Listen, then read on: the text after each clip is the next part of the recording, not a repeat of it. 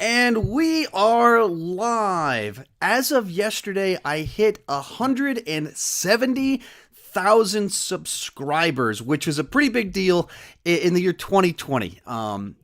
To state the obvious, without new movies coming out, it's been a little bit tricky to have a channel like mine where what I do is I rank big franchises when they have a new release. And they haven't had new releases this year. So it's been a little bit tricky, but you guys as the loyal subscribers, the new subscribers, the old subscribers have been hanging in there with me. And finally, just a couple weeks before the end of the year, I hit 170,000 subscribers. So thank you so much for watching, subscribing, liking, all of the things. Thank you so much for that, especially in the year 2020, where things have just been a little bit more difficult than normal.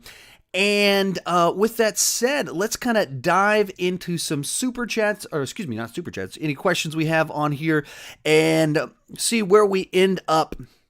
I should be on here for 2 hours is what I'm planning. 2 hours is what I told my wife. So I'm going to try and answer as many questions I can in 2 hours, have some nice discussions, all of that fun stuff. Be sure to check in the description. I have a couple of notes in there as for some information to help you out. And let's go ahead and get started. See if I can find a nice, good question to kick things off. Dale Strunk, what's your favorite movie of all time? I have a video where I have my favorite movies of all time. I actually put a new version of something like that out every single January. So just go ahead and check out my video on that. A lot of your questions, be sure to just search for it. I've made like 1,500 videos. So if they're kind of like the real obvious kind of questions, that, you know, everybody wants to know my favorite movie, stuff like that, I've probably done a video on it or something where I've touched on that subject before. Vinny, do you follow sports at all? If so, what teams? I don't really follow sports. I've never been kind of the guy that watches sports. I don't mind sports. I don't have a problem with sports, but I've never been someone that super duper followed them. And then now with what I do on YouTube, I just simply don't have the time. I can't follow movies the way that I do and watch as many movies as I do while doing other stuff. Both of my parents are from Denver, so the Broncos are probably the family team. Like I get disowned as a Chandler if I don't say the Broncos, even though I don't really watch the Broncos. 3C Films, hey, with a super chat. Thank you so much, buddy. I greatly appreciate it. Congrats on 170,000, Sean. Well deserved. Favorite memory since becoming a YouTuber. I'm trying to think through all the things that have happened because it's been a wild 4 years. The thing that's probably the most profound in a certain way is just meeting people. That the people I interact with on a daily basis, especially in the year 2020, we're all stuck at home. It's actually my YouTube friends, the people that I met on Facebook, on Twitter, that I interact with more, and making some great friends like Griffin that I do the podcast with, and Cody Leach and Tyler Tompkins. That's been really cool. Just on some of the kind of like fun memories that are fun to share and having some success, it's probably the ones where I've had interactions with Chris Stuckman, Jeremy Johns, Christian Harloff, and they knew who I was. That's crazy to me. Like I've been watching their content for like 8 years, 9 years. I don't know. 2011, 2012 is when I started to really discover the YouTube content creators. And then every time I've messaged Jeremy Johns on Instagram, he's responded back, and the first time I messaged him, he's like, "Oh yeah, man, of course I know who you are." I was like, "Jeremy Johns knows who I am?" That's just pretty cool. It's just pretty cool to have something like that. And then when I met Chris Stuckman in person, likewise, of just, this guy knows who I am. He's watched a few of my videos. John Flickinger watches my what? That's kind of cool. So those are the ones to me, even more so than doing some interviews like the new Terminator and stuff. Meeting the YouTube people that I've known, that's been the ones that's kind of popped a little bit more for me. Ty, have you seen Buffy the Vampire Slayer? Yes, I own all the seasons of Buffy the Vampire Slayer on DVD, actually. So I've watched through all of it 3 times, and then I've watched kind of favorite episodes more so than that. But I really like Joss Whedon's TV shows, Firefly, Angel. I actually kind of I haven't rewatched Angel as many times, but I liked Angel more as a single viewing than I did Buffy. I thought it was kind of more consistent. Buffy had a few seasons that I thought just really kind of dropped the ball, but I really enjoy his Joss Whedon's television stuff. The Disney Nerd with the Super Chat. Thank you so much. Congratulations on 170,000. Well deserved. Thank you so very much on that. A lot of you guys are kind of asking me about Mandalorian predictions. I'm not going to answer that in here, I don't think, simply because I talk about that in all my reviews each week. So literally that's something that I've talked about in all of my videos I put out on the Mandalorian. I put one out every single week. So you can check out last week's video, and that has my predictions for the finale. Some of you guys are asking, like, am I going to review things? Am I going to rank something? Those questions aren't quite as much fun, so I'm trying to not grab those ones. Can you, off the top of your head, name your least favorite superhero movie? Off the top of my head, I've only watched Howard the Duck once, and I really didn't like it. Just too weird. There's some novelty to that, too, because it's so weird. But, like, Supergirl as a DC movie is just... It was from the Salkinds, the same people who did the Superman movies that are actually really good. Or the two of them from the Salkinds are really good. And then they did Supergirl, and it's just not... After Superman 3, it's a really bad movie. So, I'm sure I have some that I like that are worse. Those are two that just kind of immediately come to mind. John Poffenberger with a super chat. Thank you so much. Sean, your channel is great. I appreciate all the hard work you put into your great content. Sean has amazing content on Patreon. Sign up, everybody. Let's pause right there. And I don't do a ton of these live streams, AMAs, on my main channel, but I do weekly Q&As on Patreon. Almost every Saturday, 3-4 Saturdays per month. I normally miss one Saturday each month. There's 40 of them this year. Live Q&As, Saturday afternoon on Patreon. Join at any level, and you can be a part of those. If you join at $21 per year, so you just pay $21 up front, you can get all the exclusives, all the live streams for 2021 for just $21. Something to consider. So patreon.com/Sean Chandler, and you get all the stuff for the whole year, $21. There's some other categories, other options, but consider it. What's your favorite Spider-Man action sequence? I have a video on my favorite moments, but I would go with the subway rescue from Spider-Man 2. I think that's the one that mixes great action with emotional resonance the best. What are your thoughts on The Shining and the sequel Doctor Sleep? Which one do you prefer? I have a video ranking The Shining movies. All my thoughts are in there. You can just check it out and it'll answer your questions. A lot of these ones, if they're about movies that have come out in the last 4 years, I've almost certainly done a video on it, and I answer your question in there more detail and better than I could do off the top of my head. But I have one. It's a year old, obviously, because Doctor Sleep is a year old, where I answer that exact question. Oh, when did you become a father? My oldest is 8. He was born in 2012. So I have been a father for 8 years now. So it is just as much all the cliches that people say about being a parent, of all the highs, the lows, the frustrations. All of that is absolutely, absolutely true. It is an adventure being a parent. Okay. Have you seen the show Chuck? I've seen most of it. I have not seen all of it. So it's one of those shows that I've started watching and stopped multiple times and just haven't gotten to the end yet. All right, I had some super chats come in. Looks like I missed it. My interface always giving me trouble. McLovin, a film you changed your opinion on rewatch. So a lot of what happens with me is that I tend to like going to the movies, and I like movies. Therefore, I have a bias towards liking movies. So there's a bunch of them that I go see it, and I'm like just excited about that experience, and then it kind of dwindles off. And it's like, okay, that was kind of forgettable. That's a very frequent experience. I'm trying to think of any that are like a big extreme example of like, I loved it and then I hated it, or I hated it and then I loved it. Honestly, I don't have one that comes to mind that's like that. Because I've thought of that, we had a really good video, like top 10 movies I changed my mind on. And I just don't have a good list. I don't have something that's very interesting. Like there's a few that, like the movie The Thing from John Carpenter, I watched it 20 years ago or whatever, and I just didn't appreciate it. Like, because I like John Carpenter movies, I checked it and I was like, oh, that was good, but not as good as some of these other ones. And then I rewatched it 3 months ago or whatever, and I thought it was really good. So it's kind of can be tricky. Sage Boy, good day. Have you ever played Star Wars Knights of the Old Republic 1 or 2? They're some of the best Star Wars games I've ever played. Yeah, thank you so much for the super chat. I played the first one like 7 years ago. Whenever they put it in like the iTunes game store, whatever, the App Store, whatever, when it first came to MacBooks, it's like, oh, I should get that out, and I played through a chunk of it. I didn't finish it. I enjoyed it, but back in the day, I worked at a church, which was very seasonal. In certain times, it would slow down, and certain times it would get crazy busy. So I started playing it, and then a busy season hit, and I didn't get too far into it.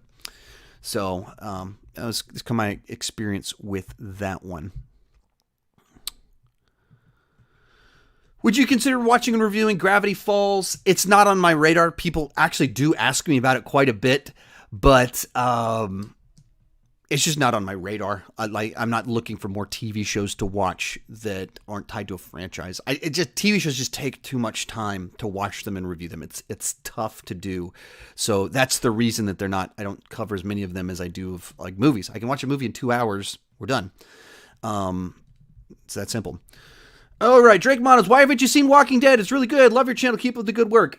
It's not actually true that I haven't watched it. That's a misleading oversimplification. I was an early adopter. I was watching. I had a season pass on iTunes before the show debuted, and I watched season 1 4 times or something before season 2 debuted. It was only 6 episodes, so it was pretty easy to do. And then season 2 just kind of was a little bit repetitive and didn't hook me in. And then season 3 hit, and I just thought it was too stretched out, and it kind of lost my interest. And so I was like as early of an adopter of the show as you could be. And then I was about as early of someone to abandon the show as you could be. But I mean, I did watch a good bit of the show. Jackson Dworak, it means a lot to me that you display the Funko. So if you guys don't know, this is a super chat from Jackson. Jackson is the person that sent me the Funko. That's my Sean Chandler Funko. Where is it at the moment? Looks like it's at my desk over there. Sorry, I can't show you at the moment because that would be tricky. But so Jackson had a Sean Chandler Funko made for me. And that's amazing. And it shows up in a lot of my videos because it's awesome that it exists, that someone would think to make something like that for me. It's greatly appreciated. Thank you so much for the Funko, the support, the super chat, Jackson. Greatly appreciated. Campbell M, favorite Smashing Pumpkins song. So back, I don't know, probably around like from 99 until like 2002, Smashing Pumpkins was my favorite band. So, you could go through the obvious ones from Siamese Dream and Melancholy and the Infinite Sadness of Zero, Disarm, Cherub Rock, Bullet with Butterfly Wings. That I love all of those songs. I don't really actually like to pick favorites. I don't have one off the top of my head. But it's, that era, those 2 albums were the 2 that I really listened to a whole lot. Siamese Dream, Melancholy, and the Infinite Sadness. Super chat from You're Fond of Me Lobster. Have you seen Wild Heart? Great Nicolas Cage, Willem Dafoe, and Laura Dern early performance. It's a David Lynch film, most straightforward movie. I haven't actually. That is one that I have missed. So I haven't seen a lot of David Lynch. His stuff is stuff that I've largely missed. So unfortunately, I haven't seen that one. Okay. Shashank, started watching your channel this year. It's been an incredible journey. Wish you more subscribers. Thank you so much for watching the super chat and your support in all the different places you've supported me. He's one of my supporters over on Patreon. He also signed up for the YouTube course that I have. So I have many interactions with him. He has his own YouTube channel. And so maybe head on over and check out his stuff. Will Hatch, what is your favorite video you've ever made? You're kind of fond of all your videos because they're like your own creations, but my one where I discussed the canceled Spider-Man movies, I really was fond of that one because I just spent a lot of time on it, researching it, and it was something I wanted to exist, and it existed because I created it. And those are the videos that are a little bit more interesting. Like, I thought I did a really good job with my Wonder Woman review yesterday. At least I put a lot of time into it to try and increase my analysis, my entertainment, and my editing. I tried to do all of that.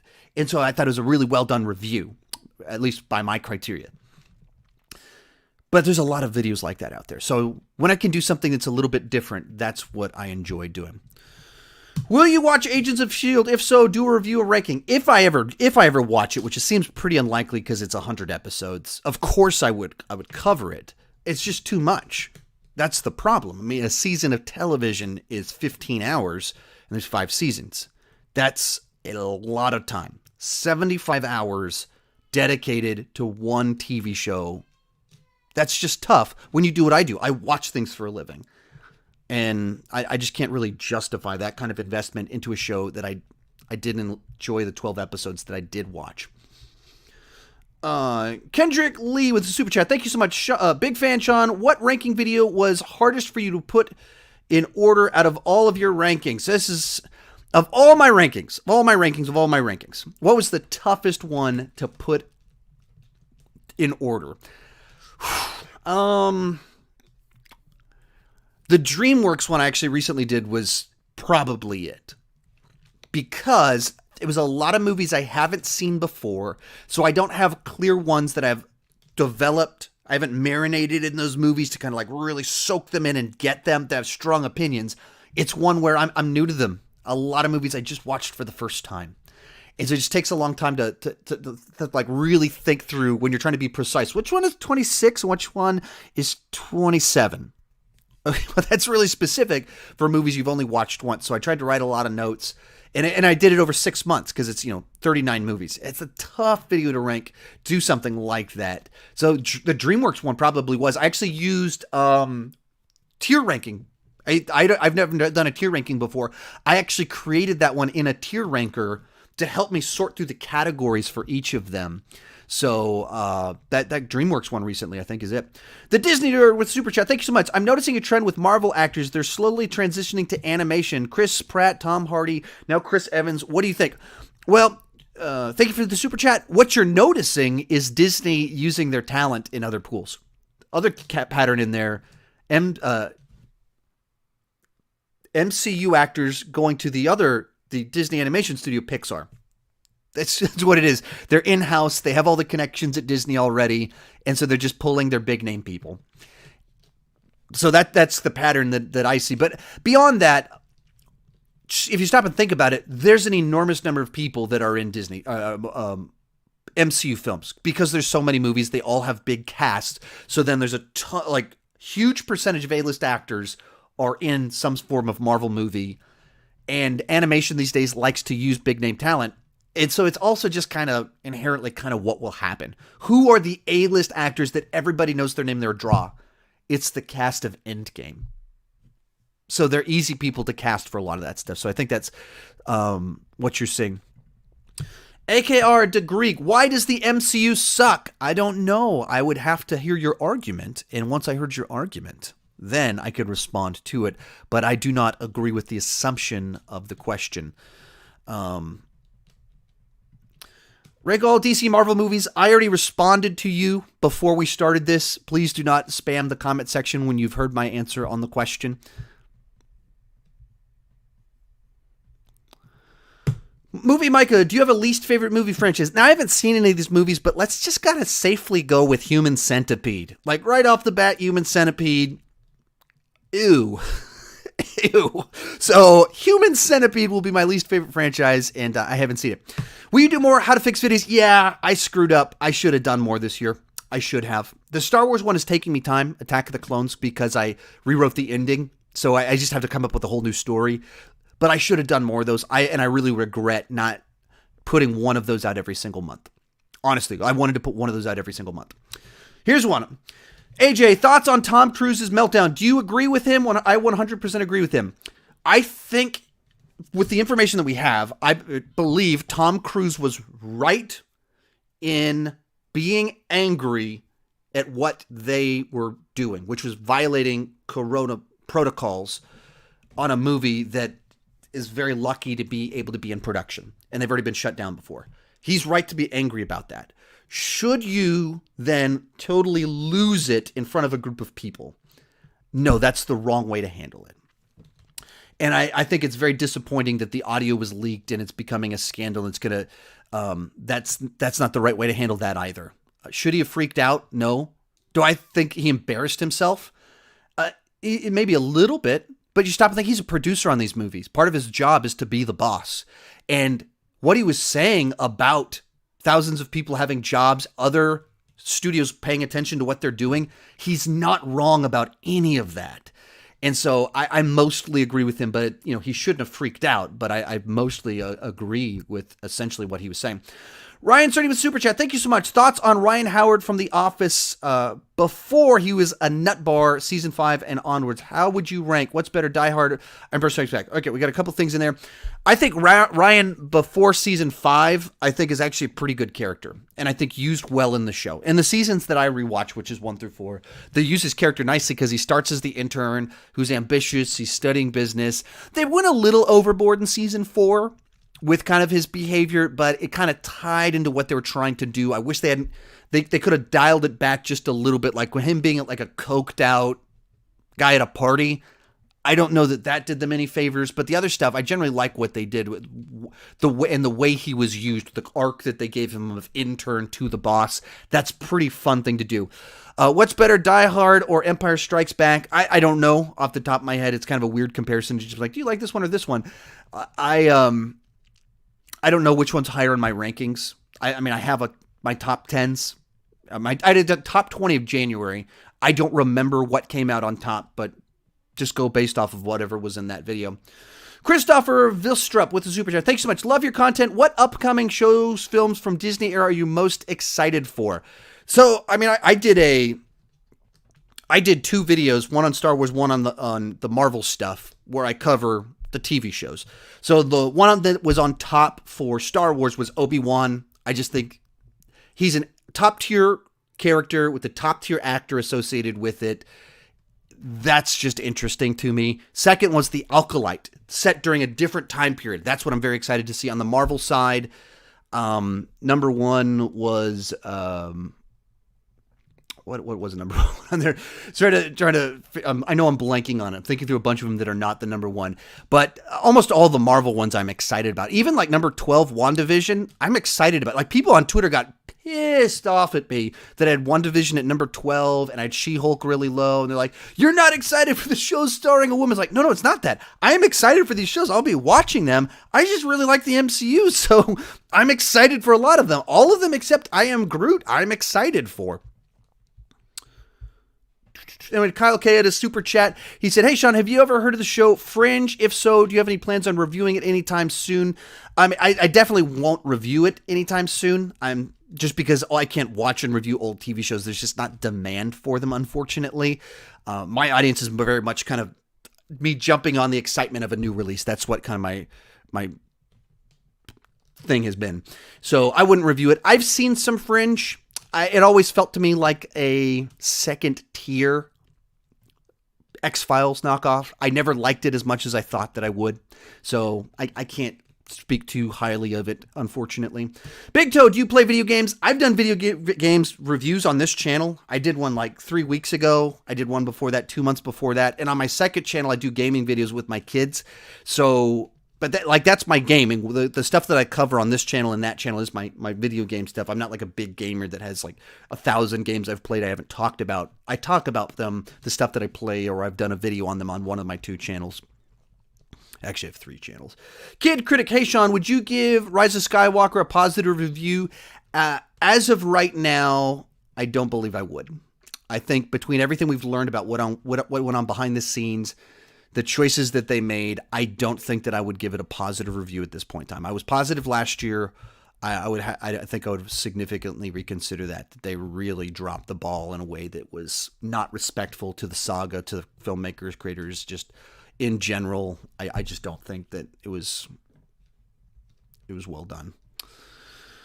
Pure Cow, do you think Luke Skywalker, played by Sebastian Stan, will be in Mandalorian Season 3? No, I don't think that'll happen. And I talk about it in one of my review from 2 weeks ago. I talked about the potential of what Jedi could have been summoned by their little phone call they put out there.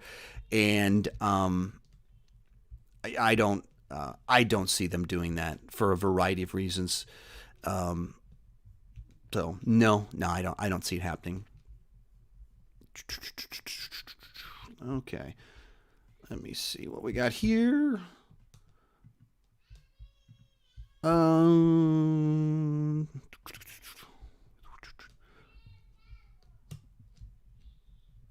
Sorry, just trying to find the right question. I'm seeing some that were just all kind of too similar to each other. Caleb Reviews, what do you think about the Kingsman films? I really dug the first one, a fresh take on the spy genre. I did not like the second one all that much. All right, I was a little bit behind on a super chat that came. I'm actually pretty far behind on these. JDEV Entertainment Network with a super chat said, at one point, I know you liked Lost. I would be cool to hear you speak about it. Also, would like to hear some UFC rankings. All right. So, two kind of things in there. First off, on the show Lost, season 1 of Lost is one of the best seasons of television ever, of just building intrigue and having this mysterious situation where weird stuff happens and you just want to know more about all of it, and then populating it with really interesting characters that have flaws, that they have strengths, and the more that you learn about them, the more interesting they are. And it does these flashbacks that just, they pay off so well. The music was fantastic. And season 2 kind of continued that, and it was like a solid follow-up, but not quite as excellent. And then as they started getting to the point in time where they had to answer questions, I think the intrigue, the mystery was a lot more satisfying than the answers provided. And UFC rankings, I'm always behind. I'm always watching stuff after it happens. That's the problem. So hopefully some point in time I can get ahead. I've got some friends that actually were going to start watching it with me all throughout 2020, and then 2020 made that a problem. Rob, Chris Joffson, I always mispronounce your name. Sorry about that. Congrats, Sensei. Thank you so much. Rob also has another movie channel. Please be sure to check out his channel. He's another person that signed up for my YouTube course that I have. And so I've worked with him a little bit on YouTube, which has been a lot of fun getting to know him. Be sure to check out his channel. John O'Connor, who do you think is the most flawed Office character? And also, you're the GOAT. Thank you so much for the kind words. Who's the most flawed Office character?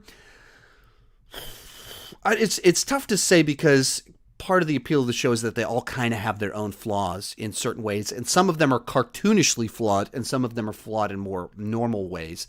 I think built into it, Michael Scott is the one who kind of has the most interesting flaws because he's designed to be this guy that deeply wants people to like him. And in his efforts to get people to like him, he pushes people away. So it's a flaw. His flaw of how he relates to people and that emptiness in him, it just mashes and pushes people away. His greatest value and his biggest flaw are in conflict, and that's what makes it interesting. Famously Jude, favorite movie score. Now, I think I did a video that's on my 10 favorite movie scores. I believe I did that this year at some point in time. So 10 favorite movie scores. I don't remember what was number 1. I'm sure it was something by John Williams. It was probably Superman or Star Wars. I don't remember which one it was, but John Williams is my favorite film composer, so it's probably something from him. Nicholas Caldwell with Super Chat. Thank you so much. Wish Spielberg did commentary tracks for his film. So he just had a comment. Yeah, so Steven Spielberg doesn't do commentaries for his movies, which is frustrating because, he's my favorite director. He's done so many of the best film of their genre. Adventure, thrillers, sci-fi, World War II dramas, World War II war films, and they're the best. And he doesn't do commentaries. That's frustrating because I'd love to see some of that. Mo, hey Sean, have you ever reached out to the Sardon cast trio? Your movie sucks. I don't know what the middle one is. And Ralph the Movie Maker for a video or on the podcast. No, I haven't. I'm not as familiar with them. Their kind of thing is, my thing is, I try to be the positive guy that's just excited about movies. And theirs is kind of the opposite of that. And so in and of itself, that could be a little bit interesting to follow that. But I'm not someone that necessarily, I'm not super familiar with a lot of their work because it's just not my thing. I'm not throwing any shade whatsoever. Just the approach we have is different. So I haven't. Your Movie Sucks. He follows me on Twitter, but I've never really interacted with him. So there you have it.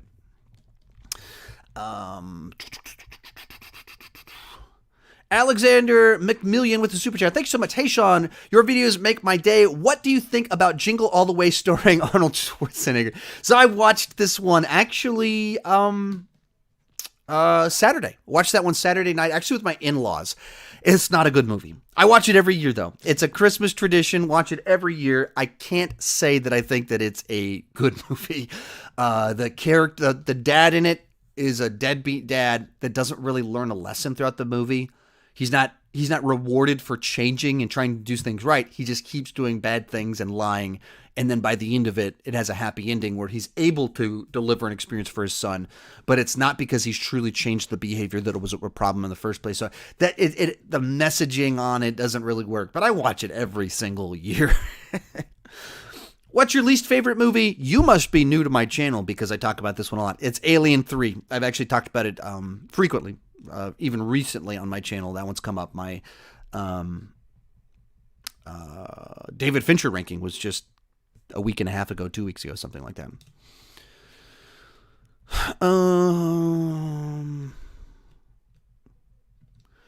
Rank every Office Christmas episode. So I guess you don't follow me on Instagram, Facebook, or my community tab. I post my plan for my videos every single week. And on there, today's video was supposed to be Office Christmas episodes ranked. And so just follow me on Instagram, follow me on Facebook, check my community tab. I try and share in advance what I'm going to be trying to do every week so you guys can know that video is coming. I've already watched them. I've already written the notes. But with Wonder Woman being a surprise for yesterday and then hitting 170,000 being a surprise for today, it just got pushed to next week. So it's coming. I believe next Tuesday is when that one will happen. Alfonso Calato, I'm sorry if I mispronounced your name. Hey, Sean, big fan. I appreciate it. Made a lot of great videos in this terrible year. Thank you so much. It's been tough, but I've been trying to do my best. When the Snyder Cut comes out, will you make a top 5, top 10 director's cuts? That's not a bad idea. Actually, since I'm talking, I'll just take a picture of it. I will actually take a picture of that idea to save it for later, because that's a good top 10 idea for when that movie comes out. That's a little bit different from my normal stuff. But yes, that is an idea I am definitely open to and could happen.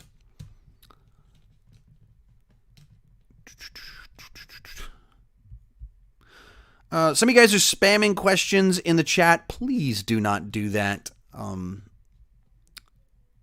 It makes it difficult for me to track people. Have you seen The Platform on Netflix? Yeah, I saw The Platform actually before it was on Netflix. I saw it at Fantastic Fest in I guess it was just, it feels like forever ago, but in 2019 I saw it at Fantastic Fest 6 months before it was on Netflix. I talked about it in my Fantastic Fest ranking, and I talked about it the month that it dropped on Netflix this year in my monthly ranking.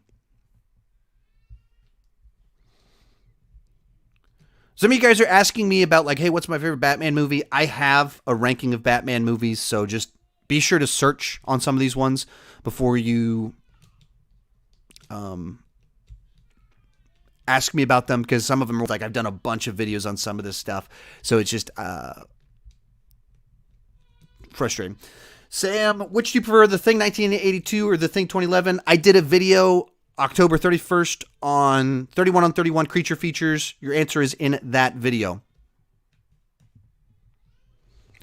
Will you rank all your number ones? No, because I've done like 250 rankings, so that would not be easy to do. Kim Herring with the super chat. Thank you so much. Love you, Sean. My favorite YouTube reviewer. Thank you. I appreciate that. Do you have a favorite YouTube reviewer or a YouTube channel in general? So I try to avoid too much of picking favorites of my people that are in my space. Try to avoid that for the most part, because it when they're people that now I know a number of them, it just feels like an awkward thing to do. What I will say is that the people that kind of got me started back in the day, John Campea, Jeremy Johns, Chris Stuckman, and then John Flickinger, those were guys that 8 years ago I discovered. I was like, hey, talking movies on YouTube, that's really cool. That kind of started me a little bit, or not a little bit, that started me in the thinking path that led to me doing this now. So those are the ones that are probably most influential towards me starting this. Especially Campia would be the one most influential specifically for me heading down this path.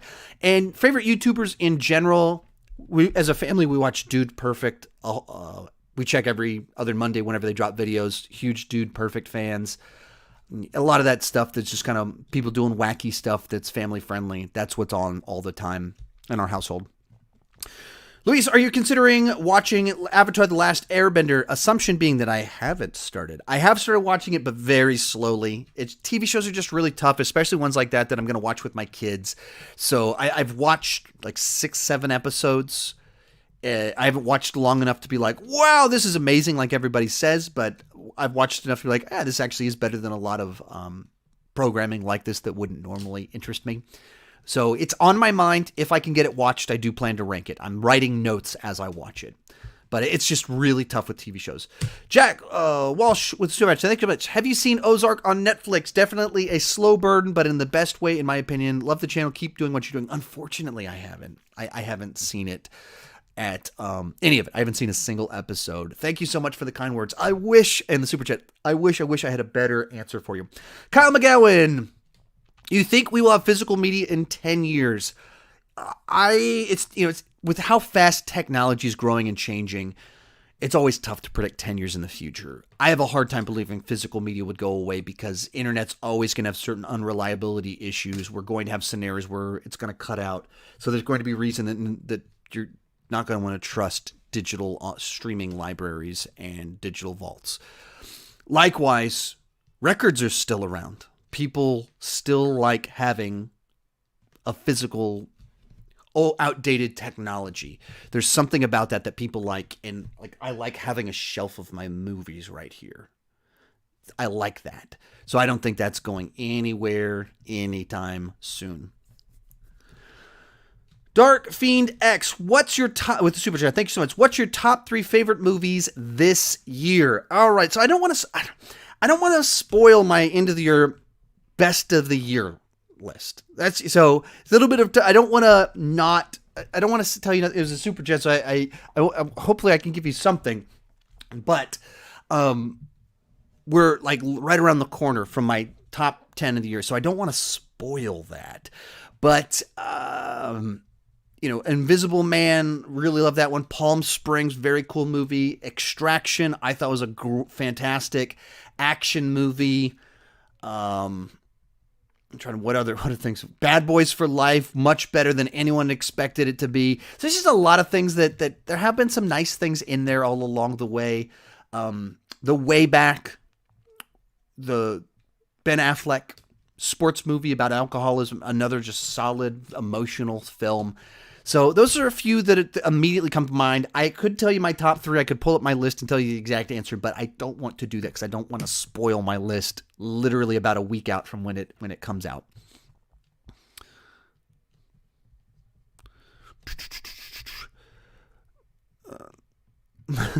Why don't you like the Harry Potter movies? I have never said I don't like the Harry Potter movies, so I don't know what you're talking about. That is not what I said. Dope Guy, will you ever do a Kubrick ranking? I would imagine it will happen at some point in time. It's just tough when he doesn't have a new movie to bounce off of. My rankings do much better when they're tied to something that makes the other people are thinking about this subject, and then I put a video out about it. If I just drop a Kubrick ranking tomorrow, I have no clue how it'll do. Even case in point, I did a David Fincher ranking, and it didn't do very well. And it was tied to the release of Mank, but Mank is a bit of a niche film. It's not drawing in big audiences. So even though you have this top-tier director, not a lot of people were interested in the ranking, and that's what would happen with a Kubrick ranking, and that's 30, 40 hours of my life watching movies to do a video that I don't want to risk that all that much. And that's as frustrating to me as it is to you, that there's things that I want to talk about that it's tough to do. Ryan McKenna with a super chat. I haven't missed the ones in between. I will be going back to those. Are you skeptical about the plot of Spider-Man 3? Yes. Do you think it will be more fan service rather than a thought-out story? That is my fear. when all we're hearing about is this cameo, this cameo, this cameo, this cameo, this cameo, and with where they left it before, it immediately, of course, reminds me of Crisis on Infinite Earths from last year, which was 100% fan service, afterthought plot, and that almost spoiled the whole Arrowverse for me that they did that. So I'm very nervous about Spider-Man 3, and the one thing that kind of makes me go, maybe it's okay, is that Feige thought, hey, whatever this guy's doing on Spider-Man 3 and what he did before, I want this guy to do Fantastic Four. So that's the thing that kind of is pulling me back a little bit from some of my skepticism. Cole, what's your favorite band? And I've seen this one in there a whole bunch. What's my favorite? I don't really have a favorite band. Like, I really don't keep favorites lists like that. And so, Weezer, Say Anything, Hello Goodbye, Smashing Pumpkins, Tom Petty and the Heartbreakers, Aerosmith, just a lot of kind of things like that. So it's like power pop, rock, Metallica, some of them kind of obvious, some of them a little bit lesser known, but I don't really have the favorite band of mine. The Upside Down with Super Chat. Thank you so much. Congratulations. You deserve it. Thank you. Greatly appreciated. Alexander McMillian. Hey, Sean, your content is great. What are your opinions on Deck the Halls with Matthew Broderick and Danny DeVito? Thank you so much for the Super Chat and the kind words. Unfortunately, I haven't seen it. I wish I had a better answer. I wish I could actually give thoughts on it. I don't think I've even seen the trailer, and if I have seen the trailer, it was not anytime recently. So I'm so sorry, but I don't have thoughts on it. The Disney Nerd with Super Chat. Thanks so much. How many 2020 new releases have you seen? I'm pumped for your end of the year ranking. Okay, this is one I can give you an answer to. How many 2020 new releases have I seen? 2020 movies. What? No, I thought it. Sorry. Trying to find my note. I use a program called Evernote to track this stuff, and they did an update recently, and at least from my perspective, it ruined the app. So that is frustrating to me. Holy cow. Holy cow. Good thing you asked that question. I deleted it. I actually deleted my ranking. That could have been so bad. Oh my goodness, that would have been horrible. So, so I deleted my ranking, my list of all the 2020 movies I saw, my ranking that I keep all throughout the year. I deleted it and tried to delete an extra note that was in here, and I even specifically double-checked it before I did it and still did the wrong thing. I've seen, looks like 72 2020 movies. 72 2020 movies. So obviously a lot of streaming, a lot of direct-to-video in that, but I've seen 72, I believe, with Wonder Woman 84 releases. So, and what he's referring to is on January 1st, I'll be doing a ranking of every 2020 movie I saw. It looks like it'll be about 75 movies by the time it comes up to it. 75 movies ranked, one live stream here on the channel. I'll announce the time, everything in advance. It's always fun. It's like 3-4 hours long. My wife helps me run it. They're a cool little experience. So hopefully you can join me for that one. Ryan Cerny, did I hear correctly that you offer a YouTube course? If so, what specifically do you cover? Guidance on how can I access it? So I've promoted it on my community tab about once a month for the last 3 months or so, and then on my Instagram as well. It's a course on YouTube growth. It does cost money, but it's over 40 lessons plus 5 hours worth of interviews with other kind of YouTube creators that are full-time or almost full-time. And so it's like 15 hours of content or something like that. It took me 6 weeks to film and edit the entire thing. But if you just go to my community tab, you can see the links to it. And it's just everything that I've learned about YouTube. Like I go into my analytics, I show you exactly how I analyze my videos, how I decide what's good, how I come up with ideas, how I brainstorm, how I structure my videos, why I do what I do. So it's like everything that I know about how to make content that connects with people. And then there's a Facebook group where I kind of give regular updates and show people what I'm learning as it happens. Stefan with the super chat as well. Hello from Sweden. Your favorite Scorsese movie? Probably Taxi Driver, I guess. I'm not as big of a Scorsese person as a lot of others in my space. Obviously, he's a legend, but he's not. He's not one that I actually go back to his stuff the way that other people go. I just don't rewatch Scorsese movies in my free time all that often, but I'd probably go with Taxi Driver. Upside Down with the super chat, and maybe I'm caught up on them or almost up to. If you or anyone else wants a fun Christmas thriller, check out Better Watch Out. If so, underrated. I think I've heard of it, and I think I've heard positive things about it as kind of a horror Christmas movie. So I'll keep that one on the lookout. Thank you so much for the super chat and the recommendation. Have you seen any works of Studio Ghibli? Maybe an idea for a ranking. I've seen, what is it? It's not Swept Away. I always forget the name of it.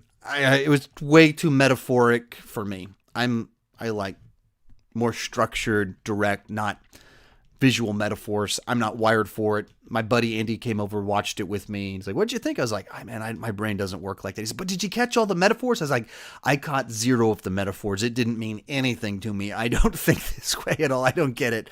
So, yeah, it was I probably won't do Studio Ghibli because I'm just not the right person for it. Which month of 2020 was your favorite? Which month of 2020 was your favorite and which was your least? If you're just talking about in general, I have no idea. It's just a weird year. The 9 of the months have blended together because I'm just at home almost all the time. So January, we had new movies come out and I went places and did stuff. So January is the good one. And then March is the month everything collapsed. So that's the bad one. Jacob Movie Talk, can you rank top 10 Arnie films? I'll probably do something like that at some point in time. I can imagine so, but I don't know.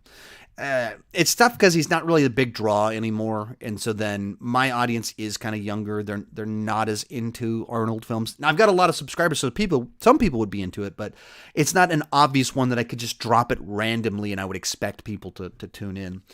The Through Guy, is your wife's favorite movie list going to happen still? Yeah, it's scheduled for, or it's going to come out on the 23rd. That's our anniversary is what it is.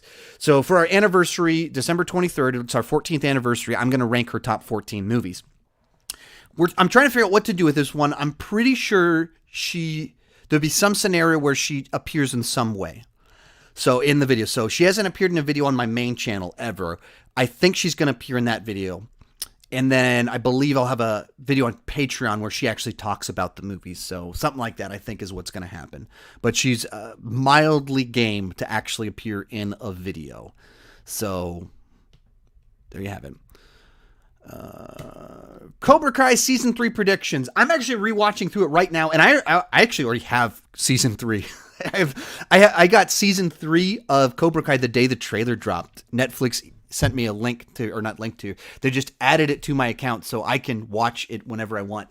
But I'm going to do a ranking of the seasons, the characters, a review. So I needed to rewatch all of it. So I finished Season 1 just a couple days ago. And I haven't watched Season 2 since it first debuted a year and a half ago. Or over a year and a half ago. So I don't have any predictions because I don't have Season 2 fresh on my mind. But there's some background on that.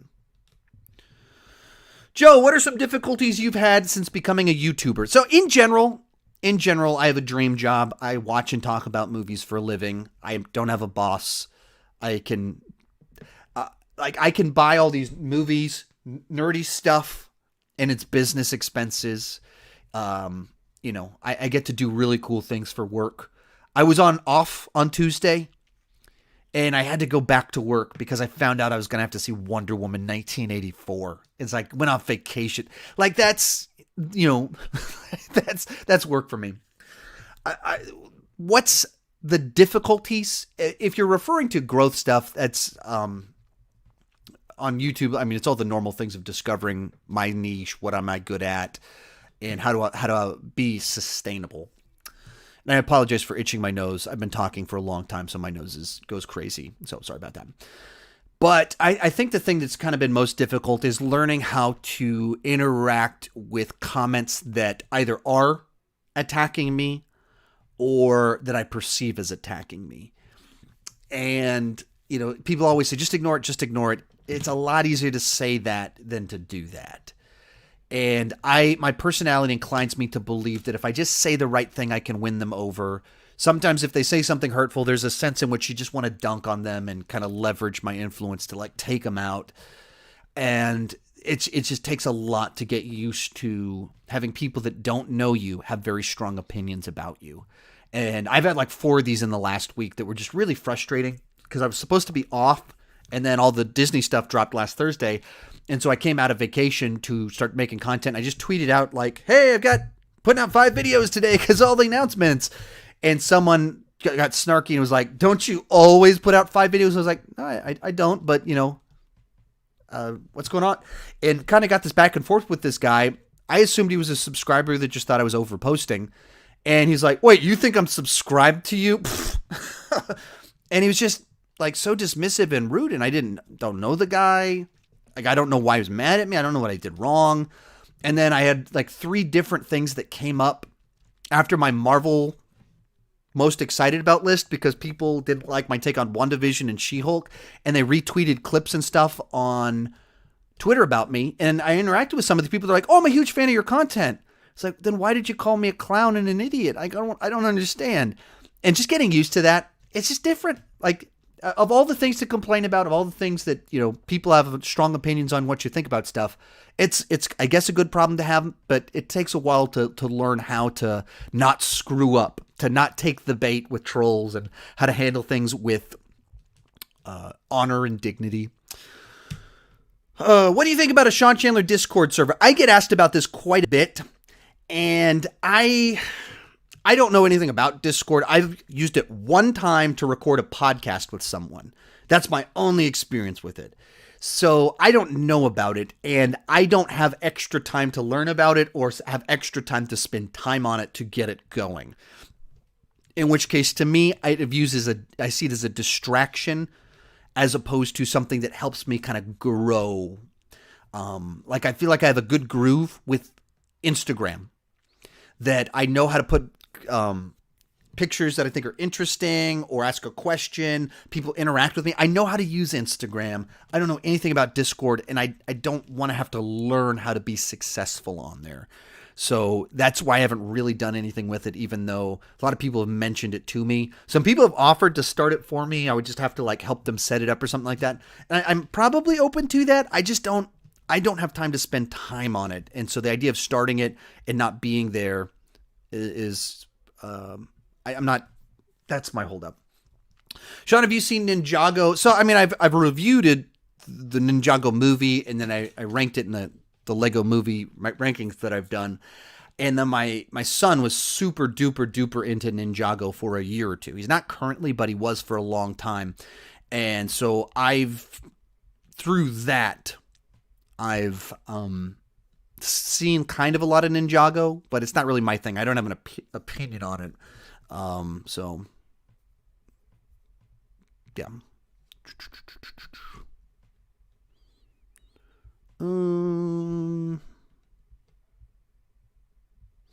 Can you do a Pirates of the Caribbean ranking? I have one. Just search for it. Like with some of these questions, like, hey, can you do a ranking on this big franchise? I probably have. If it's a big franchise, I've probably already ranked it. Some of the questions you guys are asking, the reason I'm avoiding them is because I've already answered them in here. Like Avatar: The Last Airbender, my favorite video that I've made, I've actually answered those already in here.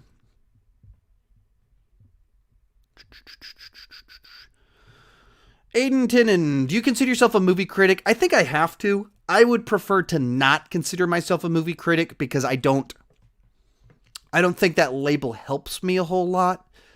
But I'm a certified Rotten Tomatoes movie critic.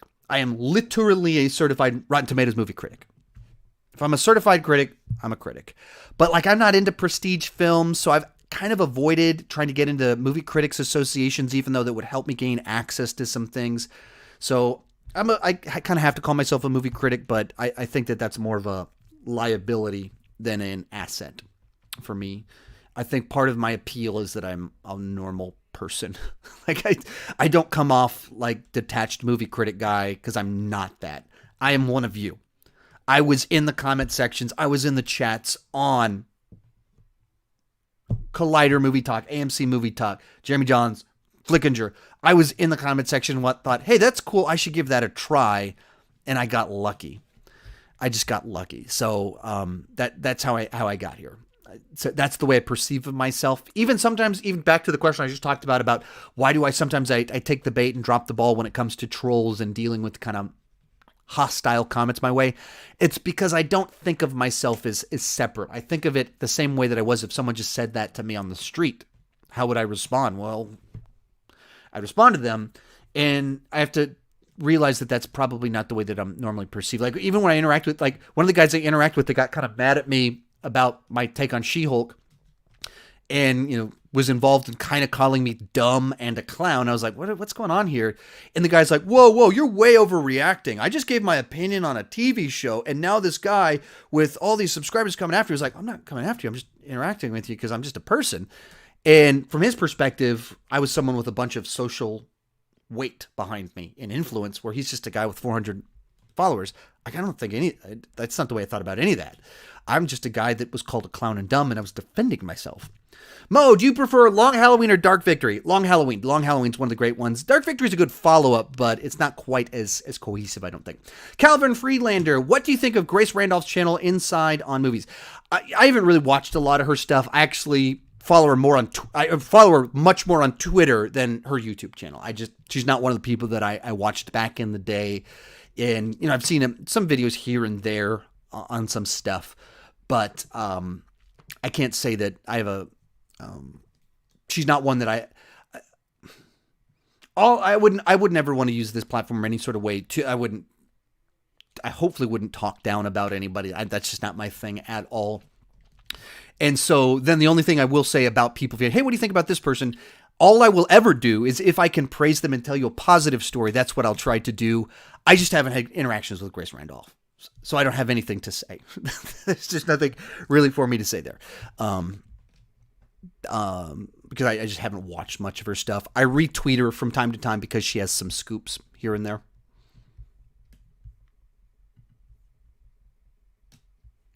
Sorry, trying to find a question, making sure I didn't fall behind anywhere, which I did.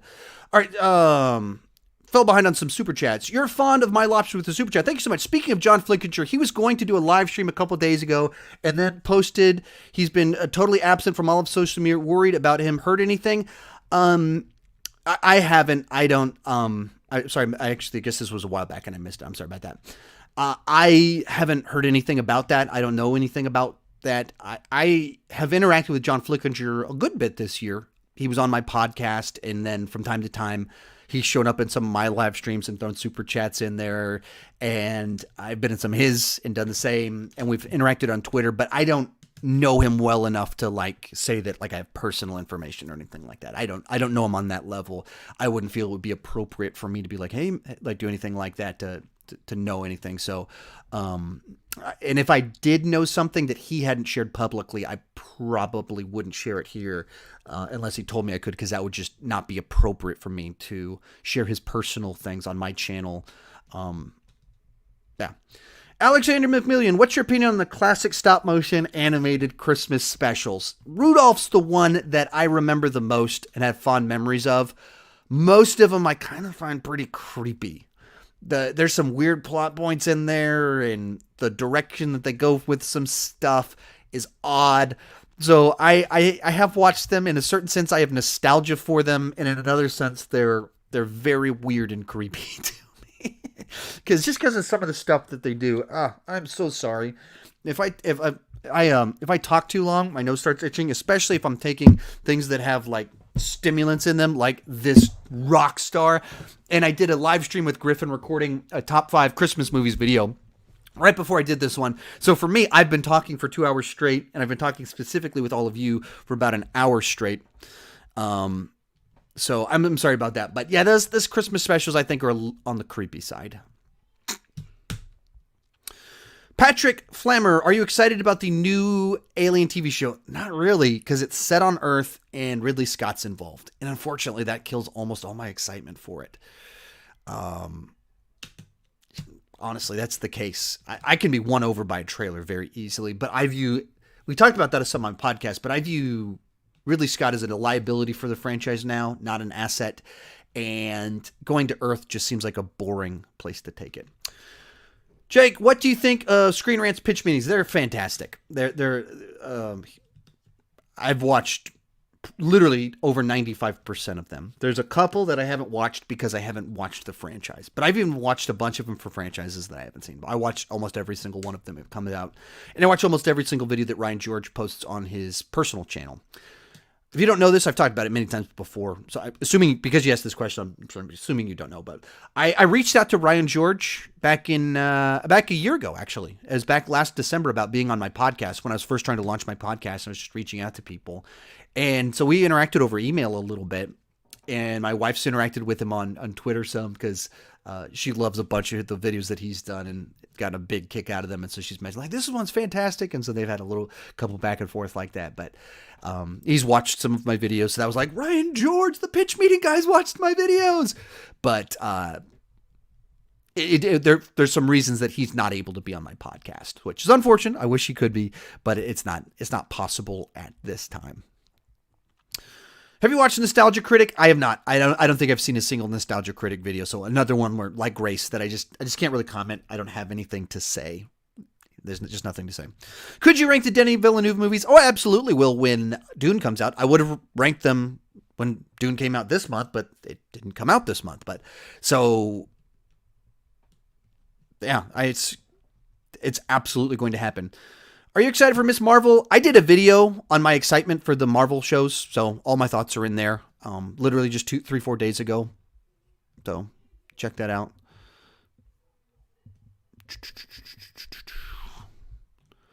Some of the questions you guys are asking about are about some of the announcements from Disney last week. I did a bunch of videos on the Marvel and Star Wars stuff, and then I did a podcast where I covered all of it. Like, we talked for an hour and a half about it. So I've answered a lot of these Disney ones in there. Just check it out. All your thoughts are going to happen. Are you going to review the Marvel episodes when the new shows come out? I'm not going to make any long-term commitments. In general, I do not like doing week-to-week TV show reviews. There's a few, like, it's worked for The Mandalorian, with both how slow the movie season has been the last 6 weeks, as well as just it being Star Wars and a show that I really like. It's fit well into right now.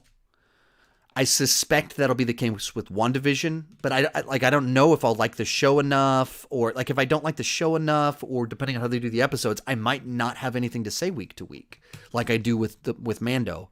So I'll play it entirely by ear. I would anticipate with all these new Marvel shows, I'll at least review the first one, and then a season review and some sort of ranking at the end of it. I don't plan on doing week-to-week reviews for all of them. I doubt that's what will happen. Pixar or MCU? I have a video where I talk about my favorite movie franchises. MCU for me wins because that's more my thing. Pixar is a fantastic studio, but that's not my thing. Like, I love a lot of those movies. I watch those movies all the time because I have kids especially, but it's not my thing. Comic book movies are my thing, and Marvel movies are the one that created all of this. Because of Marvel movies, my channel took off, so I'm indebted to them and very grateful for what they do. So, but I have a video planned. It almost came out actually a couple weeks ago, and then it didn't. Things have actually gotten busy, so it didn't happen. I'm planning on doing a video showdown style, like I did with the streaming services, and like I've done with some actors and some stuff. Showdown style ranking of the Disney studios. So Lucasfilm, MCU, Pixar, Disney Animation, Disney Live Action. I think that one's going to be pretty cool. So that should be in January. I expect that one. Got a super chat up here. I haven't missed the other ones. It just, my interface makes it tough for me to pull them up on the screen. This one's actually on my screen, so that's why I'm doing it before the other ones. Which game did you like better? Star Wars Jedi Fallen Order or Marvel Avengers?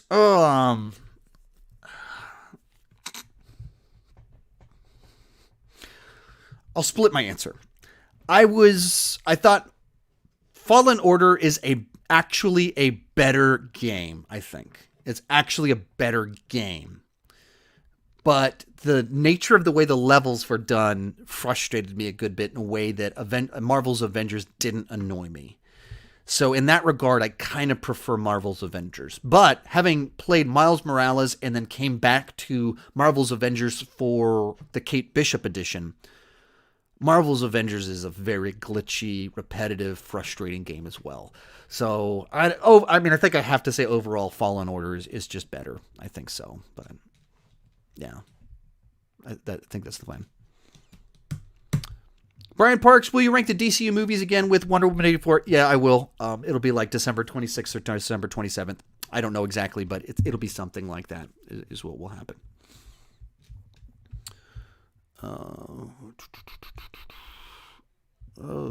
Questions.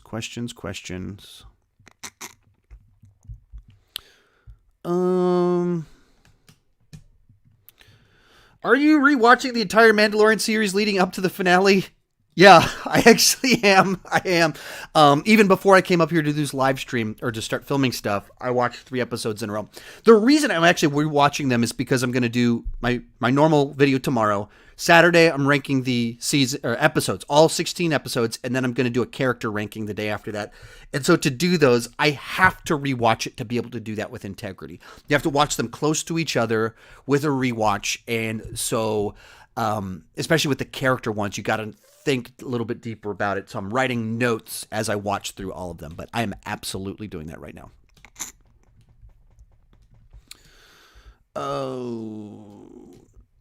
Francisco, I'm sorry, this was a super chat for a while ago. What is your greatest video game achievement?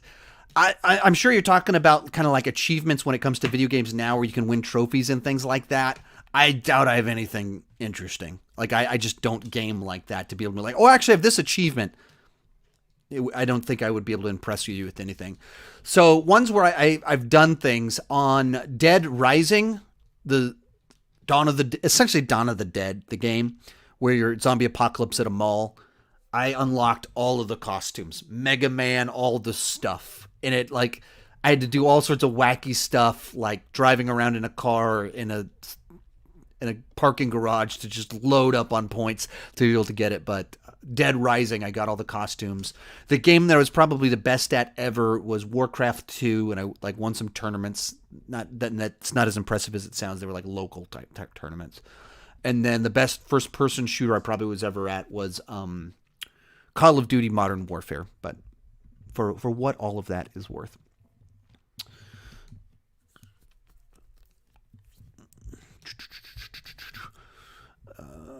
Okie dokie. Better off least. Okay. A random person on the internet with super chat. Thank you so much. Least favorite movie plot twist. Oh, trying to think through what's a movie I really don't like that had a twist that I just groaned at. It's tough to think of off the top of my head because my I wasn't opening up, trying to open those types of files of like, what's one that just really made me mad? Because a lot of times you don't even remember the bad ones because you just saw it coming or it's just so bad that it's a movie that just you don't care about anymore. So, like a Lady in the Water, the M. Night movie, when it tries to like pull everything together in the third act, whatever that one was, that was just like, what are you doing, Mr. Knight? You're trying too hard to outdo yourself and it's not working. Sean Bruh with Super Chat, thanks so much. You've probably answered this, but do you game? So yeah, we actually talked about this here in this live stream before, but like I reviewed Miles Morales a month ago. I reviewed Avengers 3-4 months ago. I ranked the Uncharted games back in June. And on my second channel, we've done Fortnite videos, we've done Minecraft videos, we've done Star Wars Battlefront videos, we've done a couple of Switch videos. So I've done gaming videos over on my second channel with my kids, and then I've reviewed them on my main channel. But I'm not a traditional gamer in the sense of just like having tons of games that I play all the time. Sean, have you seen Rocky V Director's Cut? No, I have not. I don't think I was aware that existed. So now I know and will be on the lookout for it. Nate Henry with Super Chat. Thank you so much. Sean, thoughts on Bale playing God Killer in not just Thor 4, but beyond? I saw the news. Bale won't just be in Thor 4, but more movies. Love your work. Thank you so much. Just in general, Bale is a great talent that commits to his work. He is intentional about what he chooses, and he has no reason to sign up for crap. So, and he doesn't have a history of doing that.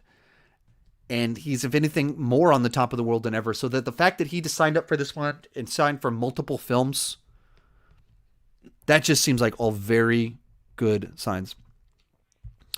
Do you collect Marvel Legends? I mean, you can see them right up there. You can see them in my videos. I've got, well, 2 shelffuls plus about 2 more. So, yeah. I mean, you see them in my videos. I see them in all my Marvel videos. So, yeah, absolutely. Noah, would you review the Stand show? Nope, it's not going to happen. I was going to, but then the way December's working out, I just don't have the time to watch it and certainly not to review it. I just don't have the wiggle room to do that.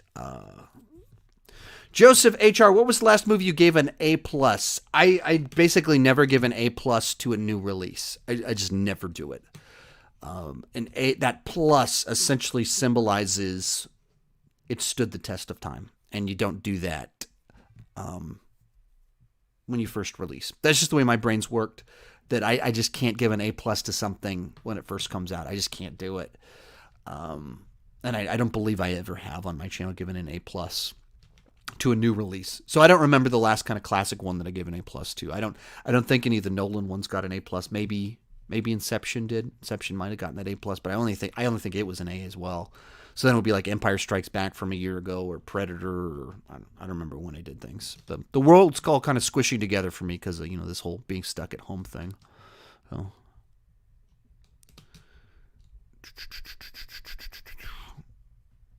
So you guys kind of asking me to like rank TV shows. Those are very rare. They're never going to be common on my channel because they're just too difficult to do. I have to watch a whole TV show to do one video, maybe 2 videos. And that's just too time consuming. Some of you guys are asking questions I've actually already answered in here. I understand I've been going for an hour, but that's some of the reasons I'm skipping them. Kind of like thoughts on the Tom Cruise outrage. We talked about that earlier in here, so I don't want to go too long on it. Short answer, he had the right message. They were in the wrong. The way he communicated it was not wise. He was wrong to freak out and yell. He was not wrong in what he actually said. If you read it minus the curse words and the insults, he's right. But tone, the way you communicate things does matter. M12 Bama with Super Chat. Thank you so much. What game do you like better? Actually, I already did that one. You're a fond of me lobster with Super Chat. Thanks so much. Who's the better comedian, actor, turned director? Peter Stiller, or Krasinski? Or Peele. I think I read that. Peele, Stiller, Krasinski. I think it's really tough to answer that question at this moment in time because of where 2 of those actors are at in their directorial careers. Peele has 2 movies. One of them I think is great. One of them I was very disappointed by. So I don't think I could pick him. Krasinski's directed a bunch of movies, but the only one people talk about is A Quiet Place. So him as a director that's on the mind of people he's only got one. So I don't think I could pick him. Ben Stiller's been around a long time. He has a lot more duds. He's got some fantastic ones in there too. I think just by default, I would have to go with Stiller because he just has a little bit more history to him. But it's kind of like 2 guys that are on a hot streak right now, at least in the consciousness, and then a guy that's from a while ago. It's tough to compare those. Benjamin Litwin, favorite Ben Stiller movie? Probably Zoolander. Meet the Parents is great too. Tropic Thunder is great. He had about a 10-year streak there where he had a lot of really solid ones. He had a lot of crappy ones in there too. Like he cranked them out, and you'd have 2 bad ones for every great one. But he did enough. There were a lot of great ones in there. But Meet the Parents, especially that's one's like so rewatchable. Zoolander so quotable. Tropic Thunder so good in a bunch of different ways that it's. Yeah. So anyway, he's got a bunch of them. I'm trying to think through which one am I forgetting. I feel like I'm forgetting one that I really like. I'm just listing the obvious ones. I guess I didn't mention There's Something About Mary, but I've never been as crazy about that one. Guys, some of you guys are kind of spamming the comment section. Please do not do that. It makes it difficult for me to find questions. Sometimes I am ignoring your question because I've already answered it, or it's just doesn't feel appropriate for this moment. Um,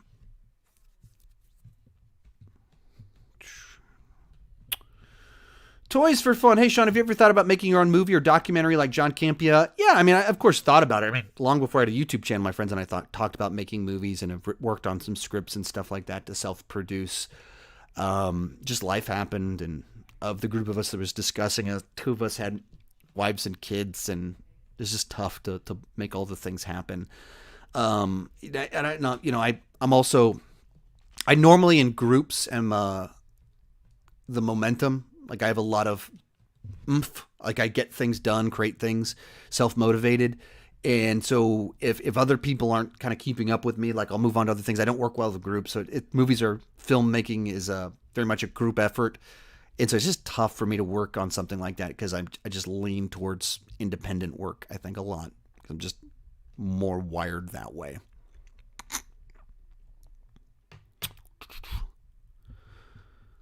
Ryan, how do you feel about Hayden Christensen coming back for Star Wars? I'm fine with it. I mean, I did my video talking about the Star Wars movies or Star Wars Disney Plus shows. I discuss it in there. That's gonna have my thoughts better than I can off the cuff mention them. Had a super chat come in from AJ Daniels. Have you seen any of the old classic Hood movies like Boys in the Hood, Menace to Society? I mean, I have, but they're not ones that I'm as familiar with, unfortunately. Like I know that I watched some of them because there's a lot of talk about them, so caught the pieces here and there or different movie on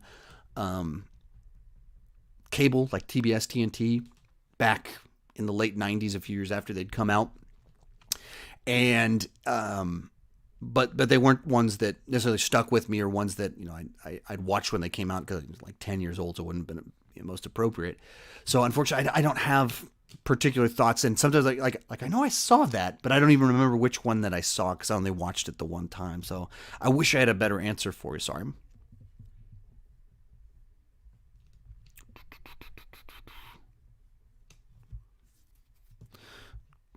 Trying to find the right question. Cole, have you thought about getting some mods in the chat to have some spam control? Well, that would require me to be organized, and I am not organized. Yes, I've thought about some of that. It would make my life easier. Actually, I almost had my wife join me on this one. She was almost on this live stream with me. There's enough kid stuff that didn't seem like we could pull it together this time, especially even the software I use now where I can put the comments up and everything. That she hasn't done a live stream using that, and so there's a couple things you have to check to make sure you get the super chats. Like the reason I don't put the super chats on the screen is because they're on a different list. They don't appear in my interfaces easily. So there's just a few things like that. That's why it didn't happen. But so it's very much on my mind to try and get some help. I'm just not responsible enough to do that, unfortunately. Do you not like my question? I am fine with your question. Kyle, Wonder Woman or Wonder Woman 84, please watch my movie review. That question is explicitly answered in my review. I would like my review to do well since it's a year we don't have a lot of big releases. So I want my new release videos to do well. So please watch my Wonder Woman 84 video. Your question is explicitly answered directly in that video. Francisco, why does Cody call you Uncle Sean, and why does he mention you being shirtless so much? Lol, you guys are the best. It's all inside jokes. We're in a Facebook group and have been for 4 years now. And we started it December 2016, I believe. It might have been January. There's like 2 different versions before the one that we're currently in came about. And so why does he call me Uncle Sean? That's just a old story that goes back to my youth pastor days. And I don't even remember why I brought it up to him. But it's one of those, it's a catchy thing that seems to catch on. That's what catchy means.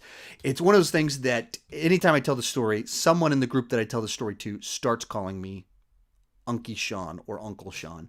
But it goes back 6-7 years to back when I was a youth pastor. And it was intentionally, the whole joke was that it was awkward thing to call me, and then because it's an awkward thing and uncomfortable thing to call me, then people started doing it. It's like, and so now Cody does that.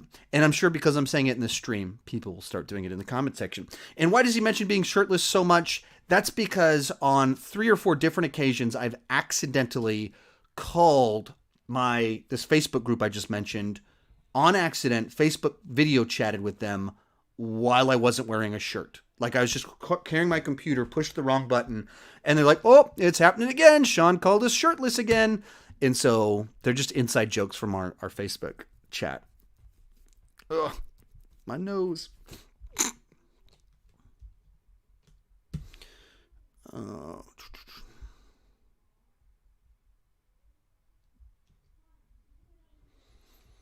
So I'm trying to find the right question. Are you planning to rank all 2020 movies? Yeah, we actually already talked about this in here. It'll be January 1st, 3-4 hours long, but absolutely, and it'll be about 75 movies. I'm at 72 right now. ML Maven, have you ever met John Campea or anyone that used to be in Collider? No, I've never met any of those people. I've had a couple interactions with Campea, very lightly. I tried to get an interview him when I was in California, and he did respond to me, and he was positive, but it just didn't work out with timing-wise. But there wasn't any indication they actually knew who I was. It was very superficial, shallow interactions. And I've interacted with Jeremy Johns, who was on Movie Talk for a year, and he knows who I am. And every time I've messaged him, he's responded back. He's been very friendly and gracious. I've never met him in person, but I've interacted with him over Instagram a handful of times. About once every 2 or 3 months, I'll message him a question, basically. And this year, so it's happened like 3 times. And he's always responded. He's always been kind. And then Christian Harloff over Twitter, someone threw my name out there as, hey, would you ever do Movie Trivia Schmodown? I said, absolutely. If Christian Harloff invited me, I would say yes. So Christian Harloff saw that, friended me on Twitter, messaged me saying, hey man, if you want in for 2021, we'll have you on. And I went, sure, I'm totally open to it. And then the year 2020 happened. And then a couple weeks back, someone else once again was like, hey, Christian Harloff asked who they would like to have in the Movie Trivia Showdown. The real Mr. Robinson got a YouTube channel. He threw my name out there. And I was like, yeah, I'm totally open to it. Christian Harloff messaged me, hey man, you still open to be on the Movie Trivia Showdown next year? You can jump ahead on the list because you're a YouTuber. So it looks like Christian Harloff knows who I am. Since he invited me on, I assume that he knew who I was. But so those are the interactions that I've had. I have not actually met them in person. The one that I've had kind of the more meaningful conversations with over messaging was Jeremy Johns. But even that's very limited. But he, like I said, friendly and gracious. And I messaged with Christian Harloff 2 weeks ago. Literally 2 weeks ago.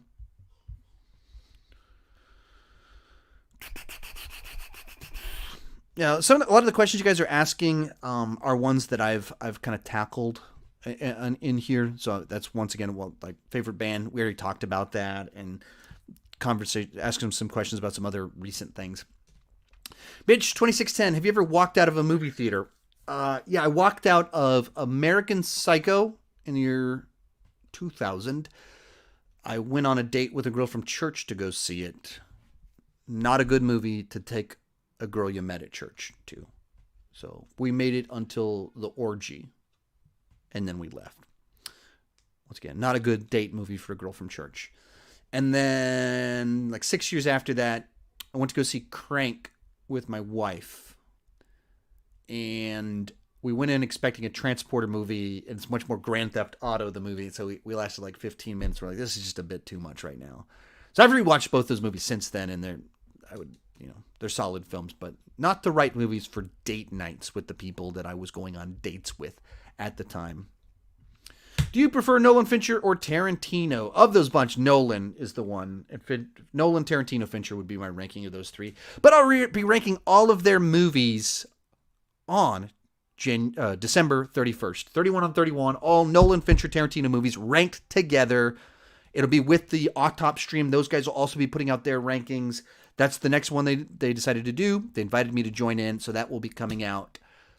I keep saying January. December 31st, December 31st, December 31st, 31 on 31. Nolan, Fincher, Tarantino. It will be awesome.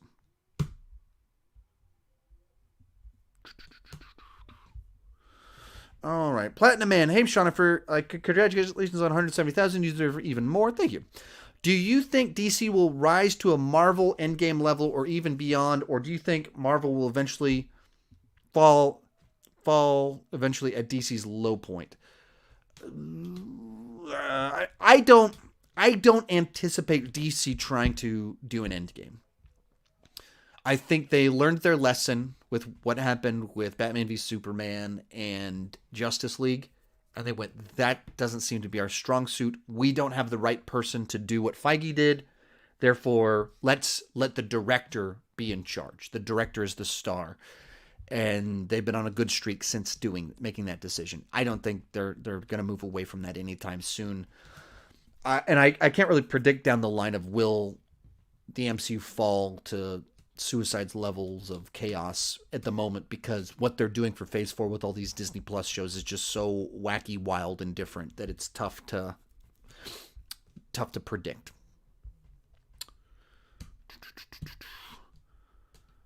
Okie dokie. Nicholas Caldwell, have you ever watched From Dusk Till Dawn? Of course. I've seen it many times.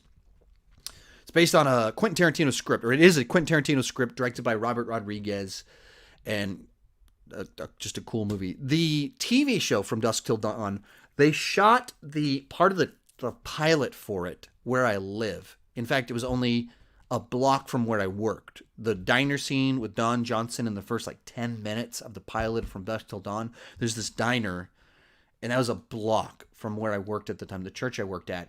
And so the production crew rented out our church building for the catering for that show. So I actually ate the catering that went for that episode, that little section, just as a fun fact as to behind the scenes on that one.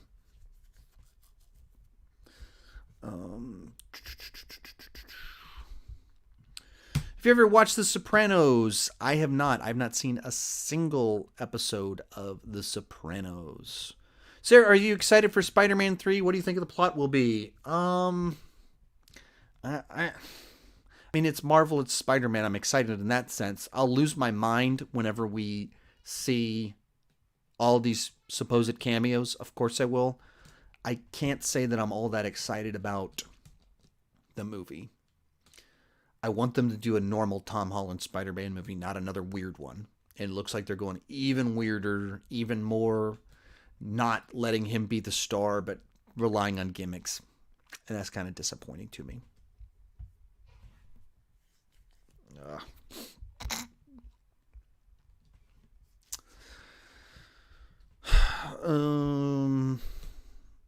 AJ Daniels, are you a Martin Scorsese fan? I mean, he's a great filmmaker. He's just not one that I watch regularly.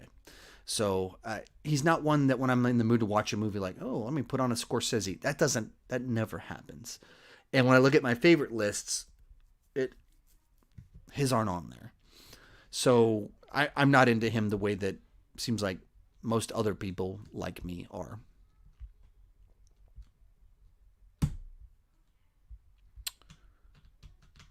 Weston Kroom, will you rank the Mandalorian episodes? I mean, yeah, absolutely. I'm a bit confused by the question because I announced that in my last video on the Mandalorian, and then I put out a post on my community tab, Instagram, Facebook, Twitter, with my videos for the week, and it's on there that I'm going to rank the episodes. So, just I try and announce that stuff way, way far in advance so people can know that I'm planning on doing it. So, it's absolutely happening, and I've been announcing it as best I can to make sure people actually check it out.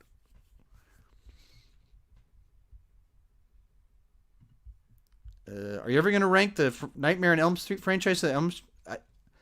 I did.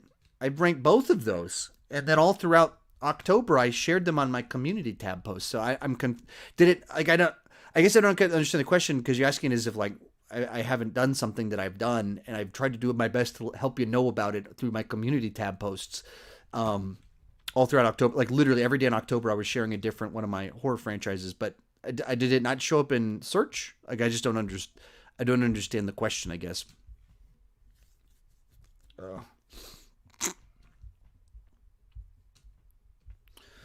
What's your favorite show that you watched growing up? I was the perfect age for Batman the Animated Series. It's like targeting 11-year-olds, 12-year-olds, and I was 11 or 12 when it came out. And that's one of the great animated shows of all time that worked for a kid that was the target age, and it holds up perfectly almost 30 years later.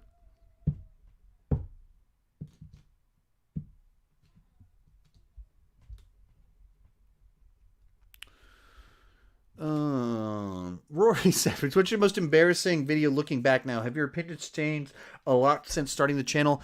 I mean, you can look at my videos if you watch my older rankings, and they shift all the time. And some of that's you watch stuff, and later movies kind of change your thoughts. Sometimes it's simply certain movies work better first time. They work great in the theater, and they don't necessarily work as well when you watch them at home. So there's a lot of that kind of happens. You know, I was old enough by the time I started my channel that I was pretty established as to who I am. Which ones are embarrassing? I put out some videos where I had mistakes in them. I think I had at least one video. I think one time I put out a video where I actually punched my desk in the middle of it, and people were like, "What was that?" And so I think something like that would probably be my most embarrassing moment. I'm pretty sure I pulled the video because it was like, that's too embarrassing to leave on there. But yeah, I had one that I think I punched my desk because I was so angry during filming, and somehow I messed up and I left that in the whole process. So, yeah. Here's one. Here's a good one that people ask me about a good bit. Hey, Sean, I love your content. Do you think Dark Fate commits the same cinema sin as Alien 3? If so, do you prefer it? No hate, just curious. I assume that means you haven't watched my Dark Fate review or my Terminator ranking. Because I'm a big fan of Dark Fate. I have no hate for Dark Fate. And I rewatched it 2 months ago with a year to process it. And no hate. I like Dark Fate. So, watch my review. I pretty much stand by everything I said. Maybe whatever grade, maybe knock it down one notch, but literally one notch. Just a little bit of the theater honeymoon when I first reviewed it. But besides that, essentially my thoughts I believe are the same on it. Do I think it commits the same cinema sin? No, I don't at all. I think even people that think it does have a certain misunderstanding of the film, because the reason that John Connor needed to survive at the beginning of Terminator 2 is so that he could avoid the apocalypse. And by the end of Terminator 2, he'd fulfilled his fate. That's what makes the movie interesting, Dark Fate interesting, is that it causes you to reinterpret John Connor's purpose and Sarah Connor's purpose. And you realize that John Connor, absolutely, his legacy withstands up, but there's a consequence that went along with it, part of it being that Dark Fate. And you start to realize Sarah, in a certain sense, is the much more important character, because she was the one that didn't just birth John Connor, but she was a part of her transformation. What John Connor did in Terminator 2 in transforming her caused them to be able to avoid the Skynet, the Cyberdyne apocalypse. So, but with Alien 3, the goal of the movie was survival. That was the ultimate goal was just survive, and they just undid that. The ultimate goal of Terminator 2 was stop Cyberdyne, and they did that. So I think they're totally different.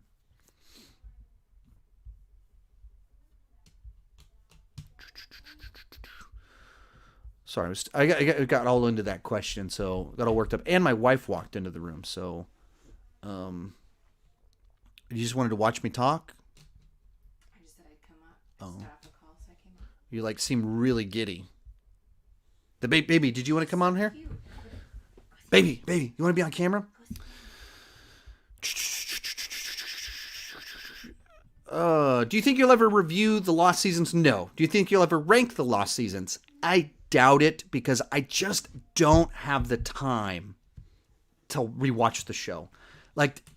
I say this all the time, and this applies to like every ranking, but you just have to stop and think, how much demand is it versus how much of my time it will eat up. So, like, I did a Ninja Turtles ranking last week, and there's not a big demand right now for that. There wasn't any event that sparked that, but it has a strong fan base. But it's only 6 movies. I'd already watched one of them because I saw it in the theater with my kids. So it was like, can I watch these 5 more movies? I'm kind of in the mood to do that anyway. That's pretty easy. But when you talk about like a TV show that ended 10 years ago, a season of the show, like 15 hours. 15, it was like 100 episodes, 100 episodes. That's a lot of days of my life to watch all of that. And for a TV show that ended over 10 years ago, that's tough to justify. Likewise, like I did a David Fincher ranking. It was like, 11 movies? Took me months to watch all of them because they can't watch them with my kids. And the video did okay. It didn't bomb, but it didn't do all that well either. So people all the time are like, do Kubrick? Well, he doesn't have a new movie. Fincher had a new movie. So I would think it would do worse. And he has more movies, and they're a little bit even tougher to watch because they are, some of them, 70 years old. And then people are like, do Martin Scorsese's movies? Well, I don't know how many people are going to watch that video. It won't bomb, but I don't know how many people will watch it. And that's like 75 hours of watching his movies to do one video. It's just like, that's the whole process on a lot of this. Do you know movies are terrible? Yeah. Mm-hmm. Yeah, he's my age, actually. So we frequently, when I need a little bit of wisdom, I'll message him because he'll have a good take of someone that thinks a little bit more like me. A lot of the guys in our space, Griffin that I do my podcast with, he's like 13 years younger than me or something like that. He's over 10 years younger than me. And so anytime I can kind of find those guys that are closer to my age, I tend to have a unique connection because they grew up watching this. You don't have the generational gap. And I love all these guys that, even my buddy Cody Leach, he's almost 10 years younger than me. So I have a certain, movies are terrible is one of those guys that's closer to my age. Balloon Page 18, have you watched Arrested Development? Yeah. Mm-hmm. And seasons 1 through 3 I've watched through many times. Season 4 I've only watched once, and I haven't watched the seasons since then. Cody, do you have 6-pack abs? That's a great question. Currently, right now, I do not. I did in June, July, and August. I did a great little cardio routine and everything. I was like my best shape of the last 12 years. And then going into, I think, September, I backed off a little bit. And then it was like October, and we had Halloween candy. And then it was like my birthday's coming up. So I got off the bandwagon. So it's been a fun year. I've been about as middle-aged as you can be. I dropped 15 pounds, and then I gained 20 pounds back. And now I've lost that 5 extra pounds. So very middle-aged behavior of me, and my goal is to get into the best shape of my life by age 40. So I've got 11 and a half months. But you guys keep asking this question. Do you play video games? If so, what are your favorites? I have a video on my channel. It's my 10 favorite video games, and I reviewed a video game like 3 weeks ago. And I did another one before that, 3-4 months before that. About every 2 weeks, I put a gaming video on my second channel. So, yes. What's your favorite Harry Potter movie? I have a ranking where I cover that. What's the worst movie, Hellboy 2019 or Justice League 2017? I didn't hate Hellboy as much as a lot of other people did. That was problematic. And the more time passes, the more that I think Justice League 2017 is a gross movie. So I will say Justice League 2017 is worse because it is a gross movie. How do you style your hair? I use Crew, the one with the green lid, blow dry my hair, and then I just try and pull my hair across and pull it up, and then I hairspray it to lock it in place. Like normally in my videos, like today I didn't really do this is like leftover hair that I tried to fix from yesterday. If I do fresh hair out of the shower, it's like a shell. I could ride my bike and use my hairspray as my helmet. Which the only problem would be that, part of the things that helmets do is they have a thickness so that you don't smash your skull and nose a little bit. But my hair itself is so hard. We've tested, we made a video of this where my son shot me in the head with a .22 and my hairspray caught the bullet, which is incredible. Please, that was a joke. Please don't believe me on that one. That did not happen, and don't test it. But I normally have a ton of hairspray in my videos. That's why my hair doesn't move at all. Brendan Croker, howdy, Sean. You are awesome. Thank you so much. Wish you and your family the best. Family, wife, wish you the best. If you're the Brandon that's from here in Hutto, thank you so much. I know who you are if you're that Brandon. And if you're not, I still thank you for the super chat. Hope you have a great happy holidays, Merry Christmas. But just in case you are the one that is a real life person that I don't know how much we've really met, but I do know who you are. Favorite horror film? I have made a list that is my top 10 favorite horror movies. So you can just check out that video. Are y'all done Christmas shopping? Are we? Are we? Mostly. We do most of it over Amazon. Like literally every day, Amazon is just like cycling through cars. Well, for Christmas shopping, it's mostly her. But I do most of my shopping on Amazon too. But it's a little bit tough because I think this year in particular makes it tough because we've all been at home and TV, video games become so much a part of life when you never leave the house that we're trying to figure out how to do a Christmas where that can be fun and exciting. But they already have all these toys that we want them to play with more. And then we don't want to get them more technology stuff. So we're trying to have it think through what are the right gifts that don't encourage behavior that we don't want and also doesn't create just more things that they don't use. It's hard being an adult. It's tough. Life can be very, very hard. Warrior or Rocky? I don't think I could in good conscience say that I like Warrior more than Rocky. I rewatch Warrior more than Rocky though. Rocky's too important to my life. Stallone is my favorite actor. Warrior is a more rewatchable. Oh, great news, everybody! Great news, buddy. I want to introduce you to everybody. My birthday present. There, this guy escaped. He ran upstairs probably to go mark his territory. A real alpha move. This is our new friend, depending on who you talk to. His name is Scooter3, Rhodey, War Machine, or Iron Patriot. What? Oh. There's actually a card there, so they actually couldn't see this anyway. But it asking the warrior. Oh, and the baby here. Your baby's here too? This is responsible and safe. And the baby has a very tall Batman.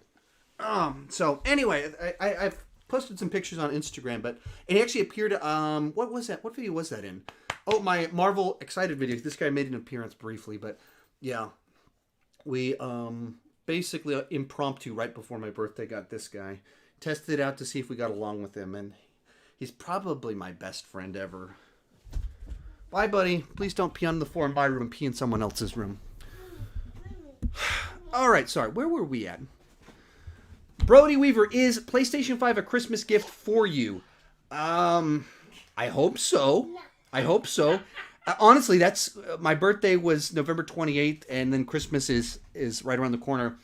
What I told everybody is the only thing I really want is a PlayStation 5 as a gift thing that would be like, yeah, PlayStation 5 is the thing. If I could have gotten pre-ordered, I would have bought myself one. Oh. That didn't end up happening. But if they can get me one, I would absolutely love to have a PlayStation under my Christmas tree, under my mom's Christmas tree, under my in-laws' Christmas tree. Anywhere that there could be a PlayStation 5, I would love to find one. Brody, which of these Star Wars projects are you most excited for? I did a full video on that, so check that out. Do you like Back to the Future Part 2? Of course. Of course I do. It's a great trilogy. One is by far the best, but it's a great trilogy. Do you think Mace Windu will make a comeback? No, I think that's a pretty terrible idea. Like you can't throw a guy out the window and kill him and then be like, just kidding, he didn't actually die. I just think it cheapens things. I don't like fake deaths and things like that. If they die, they die. And I think He dies. He dies. if he dies, he dies. I think Drago was right about that. I live my life based off that principle. Okie dokie. Oh, my nose. My nose. Now you want to talk the baby? Could you answer a question for us? I mean, we can hear you, but you're talking real quiet. This is the way? All right. Come on over here. We can say do your trick.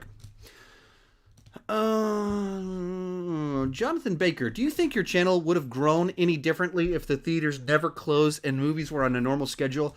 I probably would have added twice as many subscribers, if not more than that, this year if theaters hadn't closed down.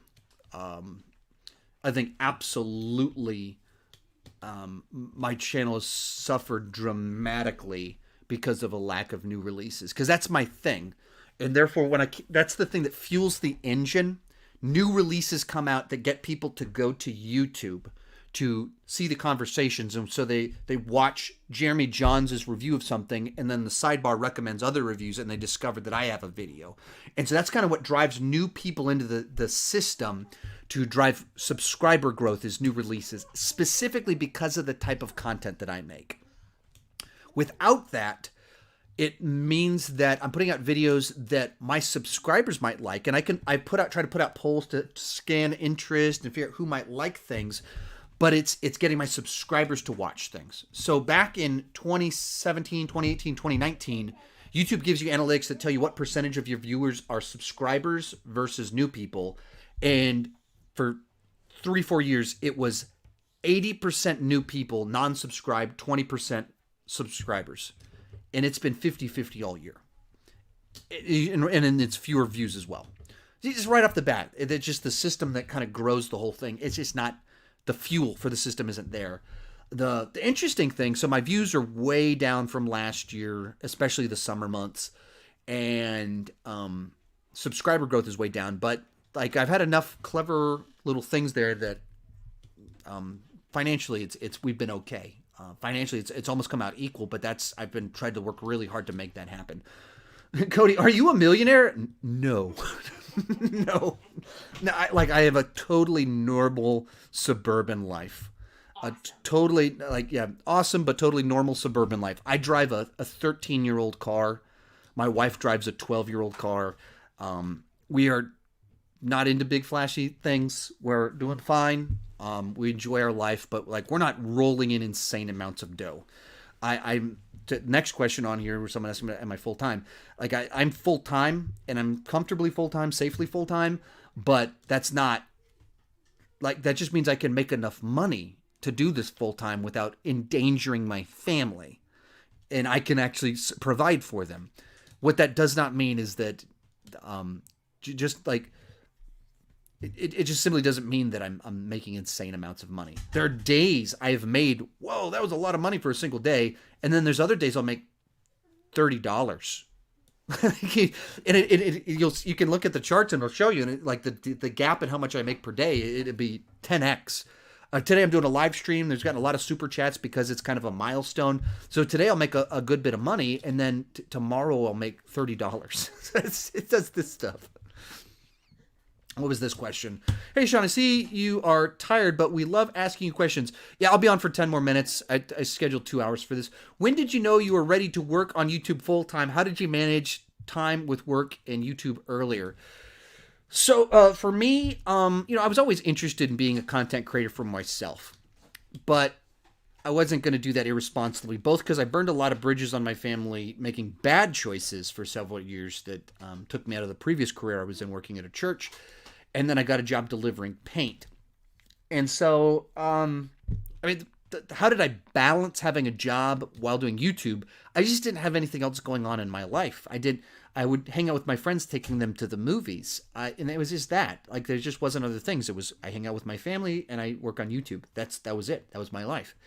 And it's not terribly untrue now, too. How do I do it full time? Well, because this is what I do. And my hobby and my work are intertwined. That it's something I enjoy doing. Therefore, I turned my hobby into a source of income. when did I start thinking about going full time? It was November 2017. I was interviewing at a very prominent church here in Austin, looking to go back to what I'd been doing before, sort of in church world. And it was a job that, if I was going back into church world, would have been great for my resume. It would have been great for networking. But both my wife and I were like, I don't really think church world is the right direction. And right around this time is when I did my ranking for Thor the Ragnarok, the Marvel movies, right after Thor Ragnarok. And it was my first video that just really took off and got 300,000 views. And it wasn't a mistake. It wasn't an accident. It was part of a strategy. And I could see there's a future here.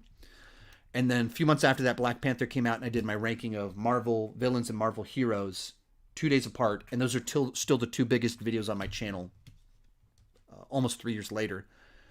And ever since then, or at that point in time, I started making more money on YouTube than I did at my day job delivering paint. Delivering paint didn't pay a lot of money, so that wasn't a ton of money. But that's when there was a transition. And so then basically I just started saving that money so that when I went full time, I had a big safety net. I had a big cushion to be able to, if YouTube tanked, I would have 6 months of income so that I could go to my wife and say, wife, here's how we're going to transition. I will pay the family out of my business account for the YouTube channel the same amount that I make at my current day job. So for you, as for income, it doesn't change. Your world is unaffected. If there's any bills that were being paid for by a paint job, we'll pay them out of my business account. So your world doesn't change. Except for insurance. Except for insurance, but whatever we need to do that, you're overcomplicating the story. There's always more details to it, but you're missing the simplicity. So it's trying to say, here's a big accomplishment for you to handle all that. Right, but you're overcomplicating the story. The simplicity is the part that makes it so that they can follow. So basically, I'll use my YouTube account to make it so that your life is the same. Here, look at my bank account. If I stop making money for the next 6 months, we're covered. Therefore, that's why I think we can safely do this. But we are going to make money. Endgame comes out in 2 months. We're going to make a bunch of money. And so that's kind of what I did, and it worked.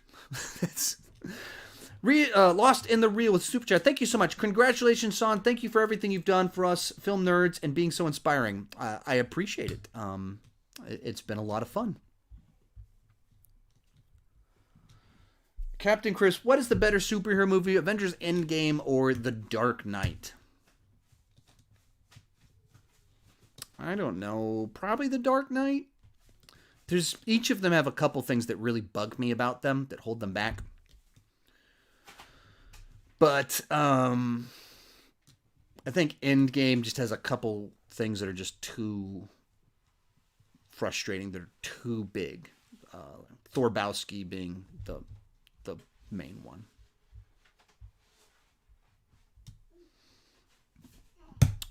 What do you think about the Conjuring universe, and do you think the story should go on after 3? Well, since I haven't seen 3, I can't say whether it should or shouldn't go on. But the nature of the series makes it so it's just these people going out investigating things. You can keep telling more and more stories like that for a long time. So I don't see there's any reason why it should end after the 3rd one. Caleb, do you ever watch shows for fun or only for the channel? I mean, there's several shows that we watch just for fun that, like I'm right now watching and covering Cobra Kai for my channel, but I watched Cobra Kai when it debuted 2.5 years ago, and then I watched the 2nd season when it debuted, and I didn't cover it on my channel. So there's a number of those that I've covered, that I watch just for fun. Sometimes I've come around to cover them, but yeah, it's not that I only watch things for the channel. With movies, it's a lot more that I just watch things because I have to. That I decide what those are, but there's a little bit more of a structure to it. So it's either do my kids want to watch it, or do I have to watch it? Or does my wife want to watch it to make up for all the things I make her watch?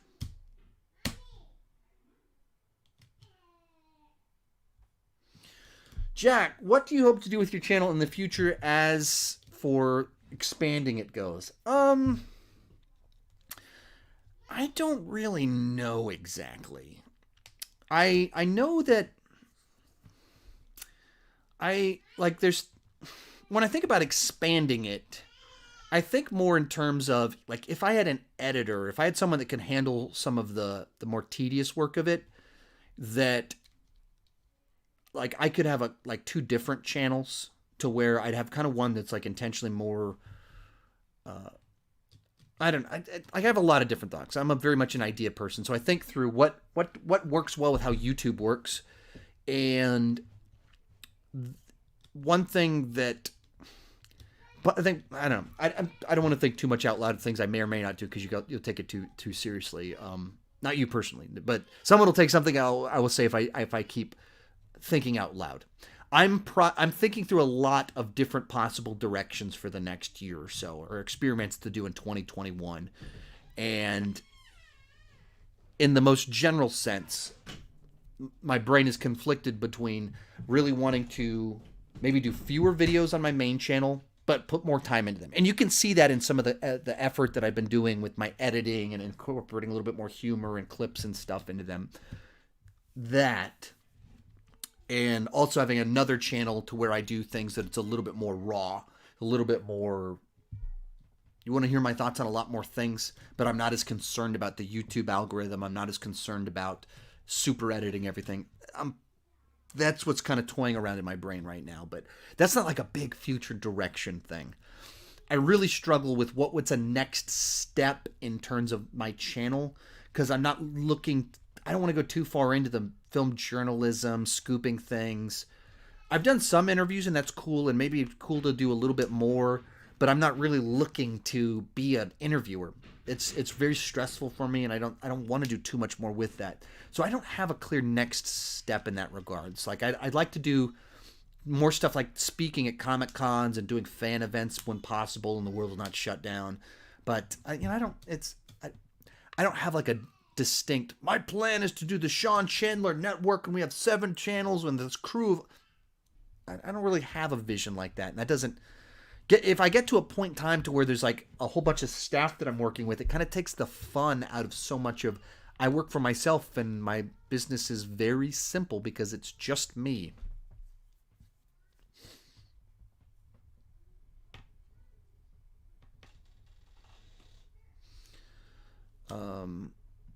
Samantha, hey Sean, I love your videos. I'd love to know what Star Wars and TV shows you're most excited for. So on the TV shows, I did 2 rankings this weekend where I talked about all of that. So you can know my most excited about that. And then we did the podcast on Monday where we talked through all of it. And then the timestamps can let you just jump ahead to the Marvel section or the Star Wars section to find out our thoughts on the stuff that I didn't talk about in my rankings. But I've got videos already covering all of that. All right, I'm just gonna take just a couple more questions, and then I gotta close out. We're at that 2-hour mark. It's just about dinner time, and my face is driving me a little bit too bananas. What's your favorite piece of memorabilia in your background? Well, my Sean Chandler Funko Pop is one. Someone had a Funko of me made. That's easily my favorite. And when it comes to all the other stuff, I can't say that I have a thing that's my favorite. Do you think the Star Wars sequels be erased from canon? No, that's the idea that Disney would invest $1 billion into making the Star Wars sequels, and that those movies would made $4 billion, and then they would erase them. That sounds pretty ludicrous to me. That doesn't sound like reality. That sounds like rumor mill stuff that people that have YouTube channels that are built around people that are angry at Disney and Kathleen Kennedy. That's just fodder for them that gets them excited. Oh, did you hear they're going to erase the...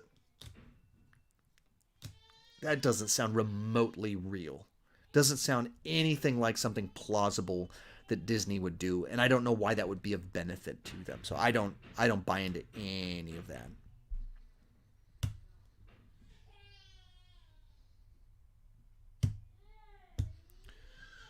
Are you excited for the High Republic era? If you watch my video about the Star Wars, excited for the Disney Plus TV shows, I address that in that video explicitly. when the alkalite comes up.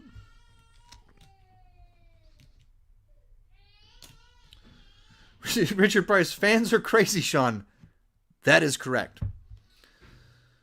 All right. Andrew Hillary, you have a question I might have picked up, but you're spamming it. So please don't do that. Please don't do that. Please don't do that. And I can't reward your bad behavior while you're spamming me. So that's probably the reason I'm not going to answer it.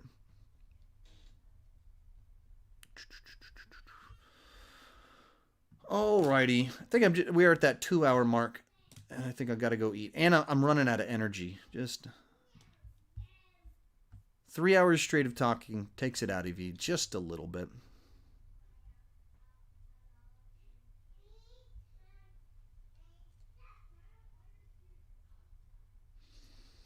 Oh, here's a good one. Fictional girl power. I'm done with you, Sean. Cool. Permanently unsubscribing and will never watch your live streams again. P.S. If anyone else is angry about Sean answering your questions, ask them to Chainsaw Reacts. It's totally understandable. I totally get it. I don't know what your question was, but I totally understandable.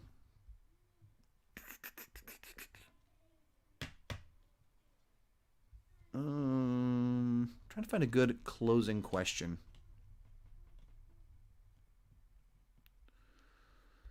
Dun, dun, dun, dun, dun. I mean, I've talked about this one a bunch. Mitch, 2610, don't you think Harrison Ford is too old for Indy 5? I've talked about that one 1,000 times. Every time I've talked about that one, I've said, yes, he's too old. But I've literally talked about that exact subject 1 million times. Rafi, how tall are you? I am 6'1", 215 pounds. Now you know.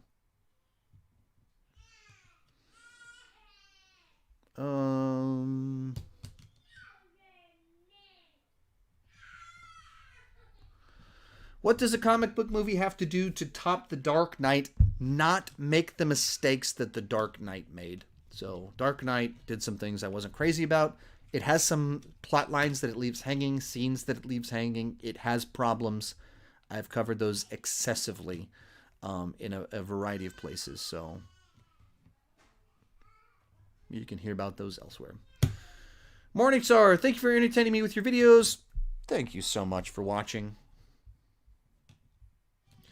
What will you predict will happen in Mando Season 3? It's impossible to predict having not seen where things end. I mean, like, where things are at right now, you can't really predict what's going to happen after the thing that's in front of us. So we have a phone call out to a Jedi, and we have someone that needs to be rescued. You don't know who's going to show up. You don't know what this rescue is going to happen. You don't know who's going to survive, who's going to die. So it's very difficult to predict what happens after that. Favorite movie and show of all time? I have videos on both of those, my favorite movies and one on my favorite TV shows. Never seen an episode of Rick and Morty, unfortunately. Favorite character in The Mandalorian? I've got a ranking of the characters coming Sunday. Sunday, that's coming. Do you like Karate Kid Part 2? Yes.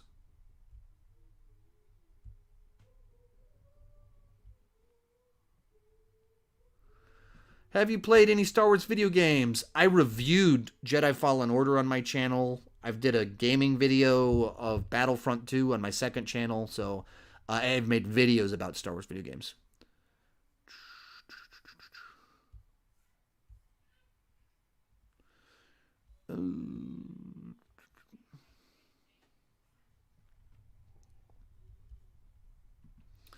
What movies weren't you allowed to watch as a kid?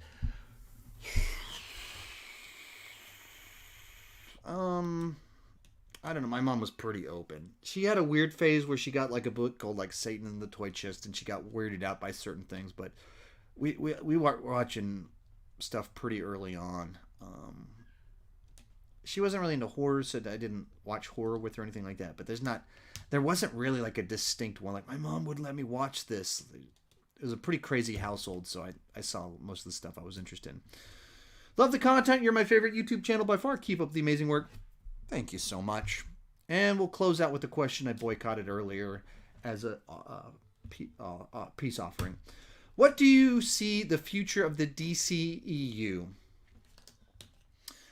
I think they're going to keep doing what their current path, which is telling stories which are independent, and they're going to let the directors have a lot of freedom, and they're not in the near future at all concerned about tying them together, having a seamless continuity or anything like that. I don't know if you've watched my Wonder Woman review. Without saying too much, with what that movie does, it doesn't feel compatible at all with Man of Steel coming out decades later. And they seem totally fine with that. That they're just letting the director tell the best thing that they can. So that's what I see the future. A bunch of these standalone stories or ones that aren't even in the DCEU. And they seem totally fine with that. All these different versions of all the characters. And maybe they'll use Flashpoint, the Flash movie that's going to go multiverse, to try and explain this. That it's like a loose continuity, and that's what I see happening.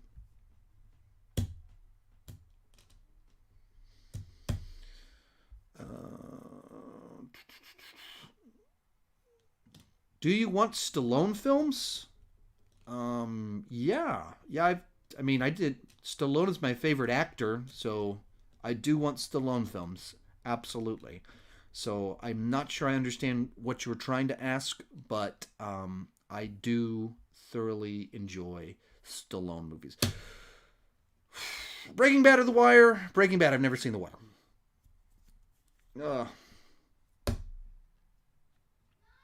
Favorite Comic Con experience? I spoke at Dallas Fan Expo 2019. I did a panel on YouTube there, so that was pretty cool. Got to do that. Meet a bunch of fans at it. Actually, met a bunch of fans at that all day long. It was pretty cool. Just kind of walking around, and people would just kind of recognize me here and there, and that was neat.